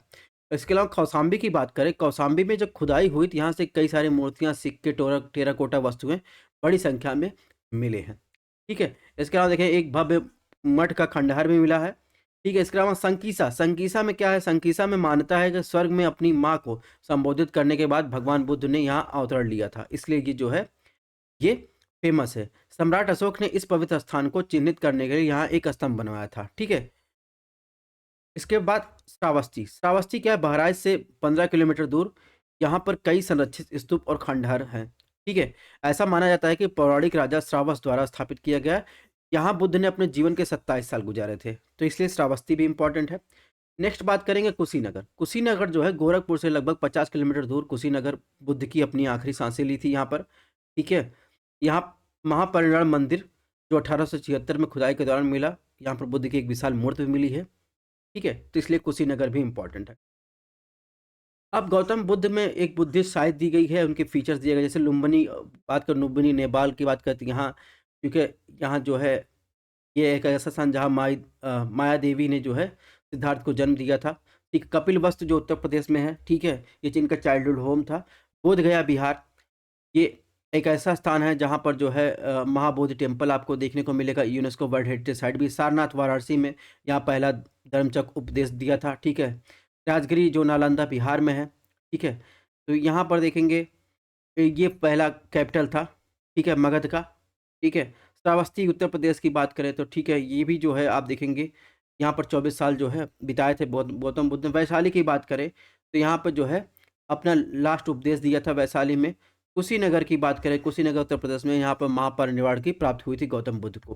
ठीक इसी के साथ कभी-कभी आप सोचते हैं अम्बेडकर सर्किट के बारे में आपने सुना होगा। तो ये अम्बेडकर के जन्म से लेकर अम्बेडकर का जन्मभूमि जो है महू, ठीक है, इनका बर्थ प्लेस है, तो ये कनेक्ट करता है, ठीक है। इसके बाद देखेंगे तो अ, महापरिनिर्वाण भूमि जो है दिल्ली में इनका जो है डेथ हुआ था, ठीक है। और इसके बाद देखेंगे तो मुंबई जो है यहाँ पर इनका जो है चैत्य भूमि है, ठीक है, यहाँ रहकर कार्य किया था। दीक्षा भूमि की बात करें नागपुर, जहाँ पर इन्होंने बुद्ध धर्म स्वीकार किया था, तो कभी-कभी इससे भी क्वेश्चन आ जाते हैं। अब बात करेंगे उत्तर प्रदेश के प्रमुख पर्यटन स्थल के बारे में। स्थल दिया गया है, जिला दिया गया है। तो एक बार पूछा गया था खानकाह रशदिया कहाँ है? मैनपुरी में स्थित है। रूमी दरवाज़ा लखनऊ में स्थित है, ठीक है। गोकर्ण मंदिर जो है लखीमपुर खीरी में स्थित है, ठीक है। कड़क कड़क शाह का मजार जो है कौशाम्बी में स्थित। आनंद भवन प्रयागराज में स्थित है, ठीक है। ऐसे एक बार पूछा गया था कनक भवन अयोध्या में स्थित है, ठीक है, क्योंकि न्यूज में तो आपको याद रखना है। फांसी इमली शहीद स्थल प्रयागराज में स्थित है। बावनी इमली शहीद स्थल फतेहपुर में स्थित है। शहीद स्थल छावनी बस्ती में स्थित है। और एक बार पूछा गया था सप्त मार्तिका की प्रतिमा, ये कन्नौज में स्थित है, ठीक है। दिगंबर जैन मूर्तियाँ, ठीक है, असाई किले से प्राप्त है, ये इटावा में स्थित है, ठीक है। इसके अलावा आपको ध्यान रखना है कि बौद्ध स्तूप कुशीनगर, पिपरावा, सिद्धार्थनगर में स्थित है। कलिंजर दुर्ग जो है बांदा में स्थित है। इसके अलावा देवी पाटन पटेश्वरी मंदिर आप देखेंगे बलरामपुर में स्थित है। और इसके अलावा रेणुकेश्वर मंदिर आप देखेंगे सोनभद्र में स्थित है, ठीक है। एक बार पूछा गया था कि चौरासी गुंबद ये कहाँ स्थित है? तो ये कलापी जालौन में स्थित है, ठीक है। और इसके बाद लॉर्ड कॉर्नवालिस का मकबरा गाजीपुर में स्थित है, ये भी आपको ध्यान रखना है। और इसके अलावा ध्यान रखना है इसमें विक्टोरिया हॉल घंटाघर हरदोई में स्थित है, ठीक। इसके साथ ही संत कबीर निर्वाण स्थल मगहर संत कबीर नगर में स्थित है। दशावतार मंदिर देवगढ़ ललितपुर में स्थित है। और एक चीज़ आपको ध्यान रखना है आर्ट एंड कल्चर में, भीतर गांव का गुप्तकालीन मंदिर जो है ये कानपुर में स्थित है। ये चीज़ें कई बार पूछी गई हैं, इसको आपको ध्यान रखना है। एक बार पूछा गया कि भृगु मंदिर कहाँ है? भृगु मंदिर ध्यान रखना है बलिया में है। लोधेश्वर मंदिर जो है बाराबंकी में है, ठीक है? और रानी महल जो है आपको झांसी में मिल जाएगा। मरकाबाई मंदिर जो है महोबा में मिल जाएगा। सलेम चिश्ती, शेख सलीम चिश्ती मकबरा फतेहपुर सीकरी आगरा बहुत ज़्यादा इंपॉर्टेंट है। इमामबाड़ा 70 मंजिल ये लखनऊ में सबको पता है। लाल दरवाज़ा कहाँ स्थित है? ये जौनपुर में स्थित है। इसके अलावा सैयद सलार मसूद गाजी दरगाह ये बहराइच में स्थित है, ठीक है? गाजी मियाँ का मेला वहाँ लगता है। महर्षि दधीज आश्रम सीतापुर में स्थित है, ठीक है? इसके बाद देखेंगे सैयद महमूद शाह अशरफ जहांगीर दरगाह अंबेडकर नगर में स्थित है। और वेब सिटी आप देखेंगे ग्रेटर नोएडा कहा जाता है। निर्यात संवर्धन औद्योगिक पार्क ये ग्रेटर नोएडा में स्थित है।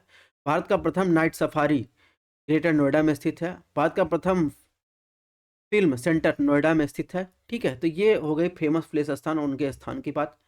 अब बात करेंगे उत्तर प्रदेश के शहर उनके उपनाम से भी आर में बहुत सारे क्वेश्चन पूछे गए हैं। जैसे इलाहाबाद को हम क्या क्या संज्ञा देते हैं? संगम नगरी, कुंभ नगरी, तीर्थराज, अमरूद नगरी, ठीक है? वैसे नोएडा को हम क्या कहते हैं? उत्तर प्रदेश का शो विंडो कहते हैं। मलिहाबाद को हम क्या कहते हैं? आमों का नगर कहते हैं। प्रतापगढ़ को क्या कहते हैं? आंवला की नगरी कहते हैं, ठीक है? और कानपुर को हम क्या कहते हैं? पूर्वोत्तर भारत का मैनचेस्टर कहते हैं, ठीक। ऐसे ही आप देखेंगे जो एक है नमिसरण है उसे 30,000 स्थानों का या 88,000 ऋषियों की तपोभूमि कहते हैं। मेरठ को हम क्या कहते हैं? मेरठ को क्रांतिकारी नगर या कैंची नगर कहते हैं, ठीक है? कन्नौज को जो है इत्र नगरी या खुशबुओं का शहर कहते हैं। गाजीपुर को काशी की बहन कहते हैं, ये आप ध्यान रखिएगा। फिरोजाबाद को चूड़ी नगरी या सुहागन नगरी कहते हैं। रामपुर को जो है चाकुओं का शहर कहते हैं। रामपुर के चाकू आपने सुना होगा। चंदौली को क्या कहते हैं? चंदौली को धान का कटोरा कहते हैं। हाथरस को जो है हींग व गुलाल नगरी कहते हैं, यहाँ पर हींग का उत्पादन ज़्यादा होता है, ठीक है? मथुरा को देखेंगे पांडव नगर, कृष्ण नगर, पेड़ा नगर कहते हैं। अलीगढ़ जो है अलीगढ़ को ताला नगरी कहते हैं। वैसे ही बरेली को देखेंगे, बरेली को जो है सुरमा नगरी या बांस बरेली कहते हैं। मुरादाबाद आपको पता है पीतल नगरी, बर्तनों का शहर कहा जाता है। कर रहे हैं तो यूपी में जो है 7 जीआई टैग बहुत ज़्यादा न्यूज में थे, ये चीज़ें आपको ध्यान रखनी है, ठीक है? यूपी की स्पेशल हम क्लास ले चुके हैं, अगर आपने देखी है तो ठीक है, नहीं तो यहाँ से आप रिवीजन कर लीजिए। 7 जो जीआई टैग न्यूज में थे, सबसे पहले अमरोहा के ढोलक को जो है जीआई टैग मिला है, ठीक है? ये जानवरों के खाल से, आमतौर पर बकरी के खाल से बनता है। इसके अलावा बागपत के गृह सज्जा सामान को जीआई टैग दिया गया है। इसमें सूती धागे का जो है इसको सजाने के लिए उपयोग किया जाता है। इसके अलावा बाराबंकी के हथकरघा उत्पाद को दिए जो है जीआई टैग दिया गया है। और इसके अलावा कालपी कालपी जो जालौन डिस्ट्रिक्ट में स्थित है, यहाँ पर हस्तशिल्प निर्मित जो कागज़ है उनको जीआई टैग दिया गया है। बाकी मैं डिटेल इसलिए नहीं पढ़ रहा हूँ क्योंकि इसके बारे में चर्चा कर चुके हैं। टू द पॉइंट क्वेश्चन पूछता है। डिटेल अगर आपको चाहिए तो आप पीडीएफ जो है टेलीग्राम से डाउनलोड कर लीजिएगा। महोबा के गौर पत्थर को दिया गया है जीआई टैग, वैज्ञानिक रूप से पायरोफ्लाइट स्टोन के नाम से जाना जाता है। इसके अलावा देखेंगे मैनपुरी तरकशी को जो है जो है जीआई टैग दिया गया है। ये मैनपुरी तरकशी एक लोकप्रिय कला है जो लकड़ी के पर पीतल के तार की जड़ाई के काम की इसकी विशेषता है। इसके अलावा लास्ट बात करें तो संभल के जो है कार्न क्राफ्ट को जो है दिया गया है जीआई टैग, जो मृत जानवरों से प्राप्त कच्चे माल का उपयोग करके बनाया जाता है। इसके अलावा भी जो ये तो 7 जीआई टैग अभी रिसेंट में न्यूज़ थे, बहुत सारे जीआई टैग ऐसे हैं जो पहले भी न्यूज़ रहे हैं। इनको यहाँ पर जो है लिस्ट दी गई है, इसको आपको पढ़ लेना है। बहुत सारा जीआई टैग है, इन सब के बारे में इतनी डिटेल में चर्चा नहीं करनी है। जो न्यूज़ में थे उसी से क्वेश्चन आते हैं, तो यहाँ पर बहुत सारे लिस्ट दी गई है। इसकी स्थापना की बात करें तो 1863 ईस्वी में लखनऊ के डिवीज़न में तत्कालीन जो कमिश्नर थे कर्नल एबॉट को, ठीक है, वहाँ पर की गई थी। संग्रहालय की सूची की बात करें तो कुछ संग्रहालय कभी-कभी पूछ लिए जाते हैं कब उनका जो है कहाँ पर स्थित हैं और कब उनका निर्माण हुआ था। जैसे राज्य संग्रहालय लखनऊ में देखेंगे 1863 में, ठीक है। अंतर्राष्ट्रीय राम कथा संग्रहालय एवं आर्ट गैलरी अयोध्या में स्थित है, ये 1988 में इसको स्थापित किया गया था। इसके अलावा कभी-कभी पूछ लिया जाता है राजकीय पुरातत्व संग्रहालय कहाँ पर स्थित है? कन्नौज में स्थित है। इसे 1996 में स्थापित किया गया था। राजकीय स्वतंत्रता संग्राम संग्रहालय कहाँ पर? मेरठ में है, इसे 1996 में स्थापित किया गया था। लोक कला संग्रहालय पूछा गया था कई बार, लोक कला संग्रहालय कहाँ पर? लखनऊ में स्थित है, 1989 में स्थापित किया गया, ठीक है। तो ये कुछ संग्रहालय हैं जो इम्पोर्टेंट है, इनको आपको ध्यान रखना है। इसी के साथ आप देखेंगे तो राजकीय जैन संग्रहालय अगर आपसे पूछा जाए तो आपको ध्यान रखना मथुरा में है, इसे 2003 में स्थापित किया गया था, ठीक है। लाल बहादुर शास्त्री स्मृति संग्रहालय वाराणसी में 2018 में स्थापित किया गया था, ठीक है। तो बहरहाल ज़्यादा संग्रहालय से क्वेश्चन आए नहीं हैं, लेकिन इसमें क्वेश्चन पूछा गया था कि लोक कला संग्रहालय कहाँ पर स्थित है, ऐसे क्वेश्चन आए हैं, तो ये लिस्ट आप ज़रूर देख लीजिएगा, ठीक है? अब उत्तर प्रदेश में ट्रांसपोर्टेशन पे चलते हैं, ठीक है? क्योंकि देखिए इसमें बहुत सारे अन्य संग्रहालय भी हैं, जैसे इलाहाबाद संग्रहालय प्रयागराज, तो ये नाम से ही आपको पता चल जा रहा होगा, तो क्योंकि ज़्यादा संग्रहालय की लिस्ट हम लोगों को रटनी नहीं है, जो मेन कोर एरिया है वो हम देखेंगे, बाकी पीडीएफ शेयर कर देंगे टेलीग्राम पर। टेलीग्राम स्टडीयान आईएएस नाम से हमारा है, ठीक है? सर्च कर सकते हैं या फिर डिस्क्रिप्शन बॉक्स में लिंक दी गई है, वहाँ पर जाकर आप देख सकते हैं। तो उत्तर प्रदेश के ट्रांसपोर्टेशन और एक्सप्रेसवे और हवाई अड्डे की बात करें, तो कुछ फैक्चुअल जानकारी देख लेते हैं। राष्ट्रीय राजमार्ग की लंबाई की दृष्टि से प्रदेश का देश में स्थान जो है उत्तर प्रदेश का प्रथम है। उत्तर प्रदेश राज्य राजमार्ग प्राधिकरण का गठन 2004 में किया गया, ठीक है? प्रदेश का सबसे लंबा राजमार्ग ग्रैंड ट्रंक रोड यानी NH2 है, ठीक है? देश का सबसे लंबा greenfield express controlled expressway Agra Lucknow expressway है, जो लगभग 302 किलोमीटर का है। उत्तर प्रदेश राज्य सड़क परिवहन निगम की स्थापना 1972 में की गई थी। ध्यान रखिएगा, इसमें इतनी फैक्चुअल इन्फॉर्मेशन है मिसलेनियस टॉपिक में कि हम आपको कोई ऐसा फार्मूला बता नहीं सकते जो आपको याद मतलब विजुलाइज करवाए। विजुलाइज एक ही तरीके से हो सकता है कि एक दो बार आपको पढ़ना पड़ेगा, आराम से आप क्वेश्चन सही कर ले जाएंगे। तो विश्व का सबसे लंबा रेलवे प्लेटफॉर्म कहाँ है? गोरखपुर में है, ठीक है? इसके अलावा लखनऊ मेट्रो का व्यावसायिक संचालन प्रारंभ कब हुआ? 5 सितंबर 2017, ठीक है? रेल संरक्षा आयोग का मुख्यालय लखनऊ में स्थित है। राज्य में प्रथम रेलगाड़ी मार्च 1859 में चलाई गई प्रयागराज से कानपुर, ये आपको पता रहनी चाहिए। ये उत्तर प्रदेश राज्य की बात कर रहा है। प्रदेश में कुल रेल नेटवर्क की बात करें तो 9,167 किलोमीटर देश में प्रथम स्थान पर है। इसके अलावा प्रदेश में लखनऊ आकाशवाणी केंद्र की स्थापना 2 अप्रैल 1938 को हुई, ठीक है? और भारत में सर्वप्रथम हवाई डाक सेवा शुरू हुई थी इलाहाबाद प्रयागराज के नैनी के मध्य से, ठीक है?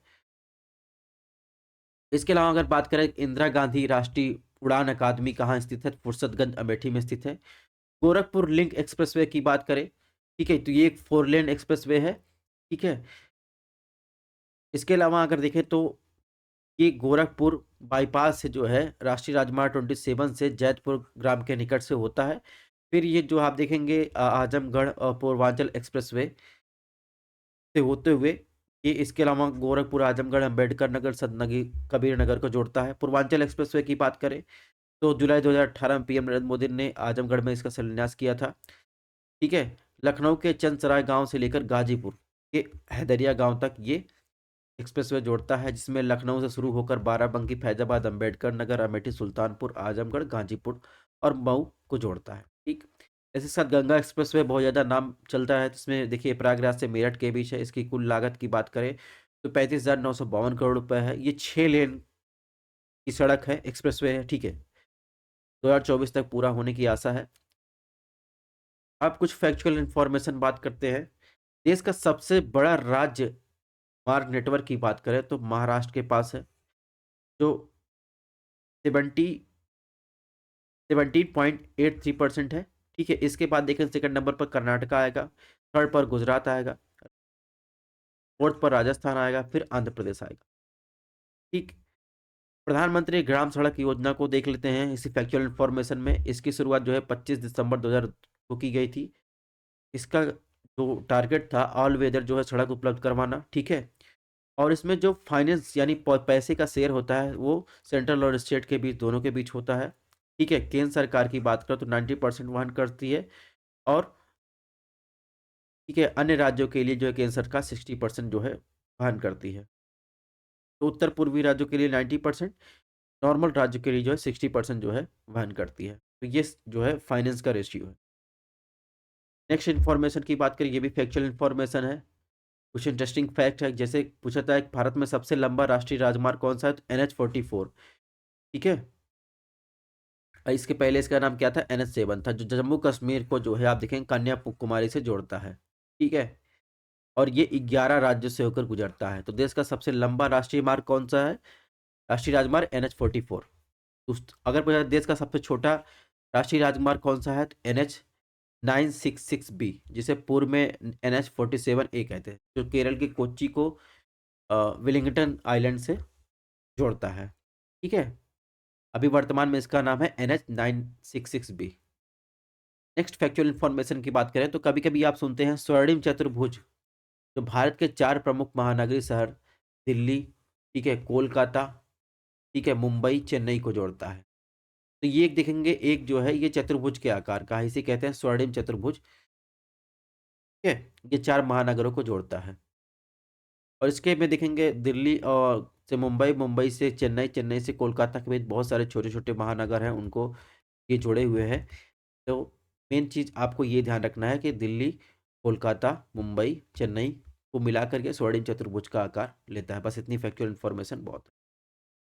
और नेक्स्ट फैक्चुअल इन्फॉर्मेशन की बात करें तो अगर पूरे विश्व में बात करें, सड़क नेटवर्क की बात करें, सबसे बड़ा सड़क नेटवर्क जो है भारत सेकंड नंबर पर है पूरे विश्व में। इसे सिल्वर मेडल मिला है। ठीक है, यानी सेकंड पोजीशन पर, फर्स्ट पोजीशन पर यूएसए है। दुनिया का सबसे बड़ा रोड नेटवर्क जो है यूएसए के पास है। नेक्स्ट फैक्चुअल इंफॉर्मेशन की बात करें तो बीआरओ ने जो है वर्ल्ड का हाईएस्ट जो है मोटरेबल रोड जो है आप देखेंगे अभी जो वर्तमान में है, उसे क्या कहते हैं? उमलिंगला। ठीक है, उमलिंगला कहते हैं। ठीक है, लेकिन इससे भी ऊंचाई पर आप देखेंगे ये 19,300 फीट की ऊंचाई पर है उमलिंगला, तब दुनिया का सबसे हाईएस्ट मोटरेबल रोड। लेकिन बीआरओ जो है लद्दाख में डेमचोक सेक्टर में, जिसे लिकारू मिंगला फुकचे कहते हैं, वो 19,400 फीट की ऊंचाई पर जो है बना रहा है। जब ये सड़क बनकर तैयार हो जाएगी तो ये उमलिंगला का रिकॉर्ड तोड़ देगी। ठीक है, अभी वर्तमान में उमलिंगला ही है। NH1 की बात करें, NH1 जिसे ग्रैंड ट्रंक रोड कहते थे, तो ये बात करें दुनिया का सबसे पुरानी और सबसे लंबी प्रमुख सड़कों में से एक है।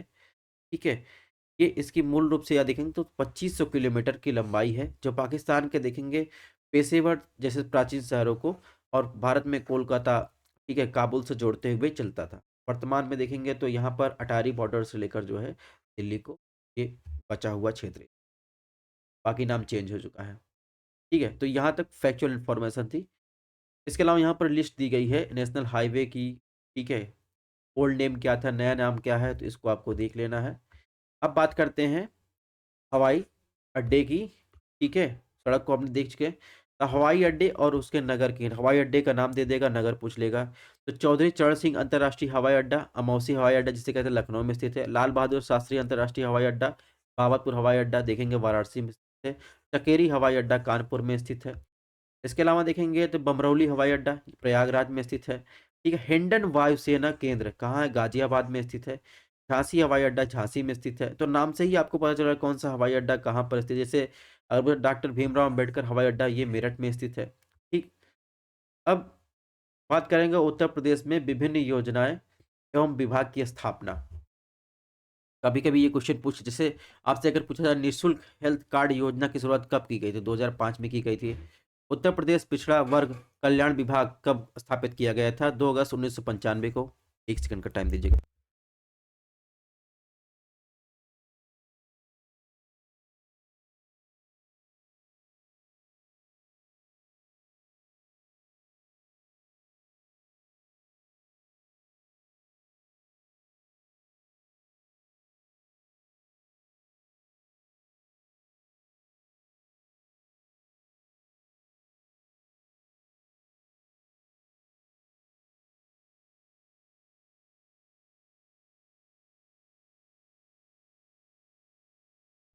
Sorry for disturbance.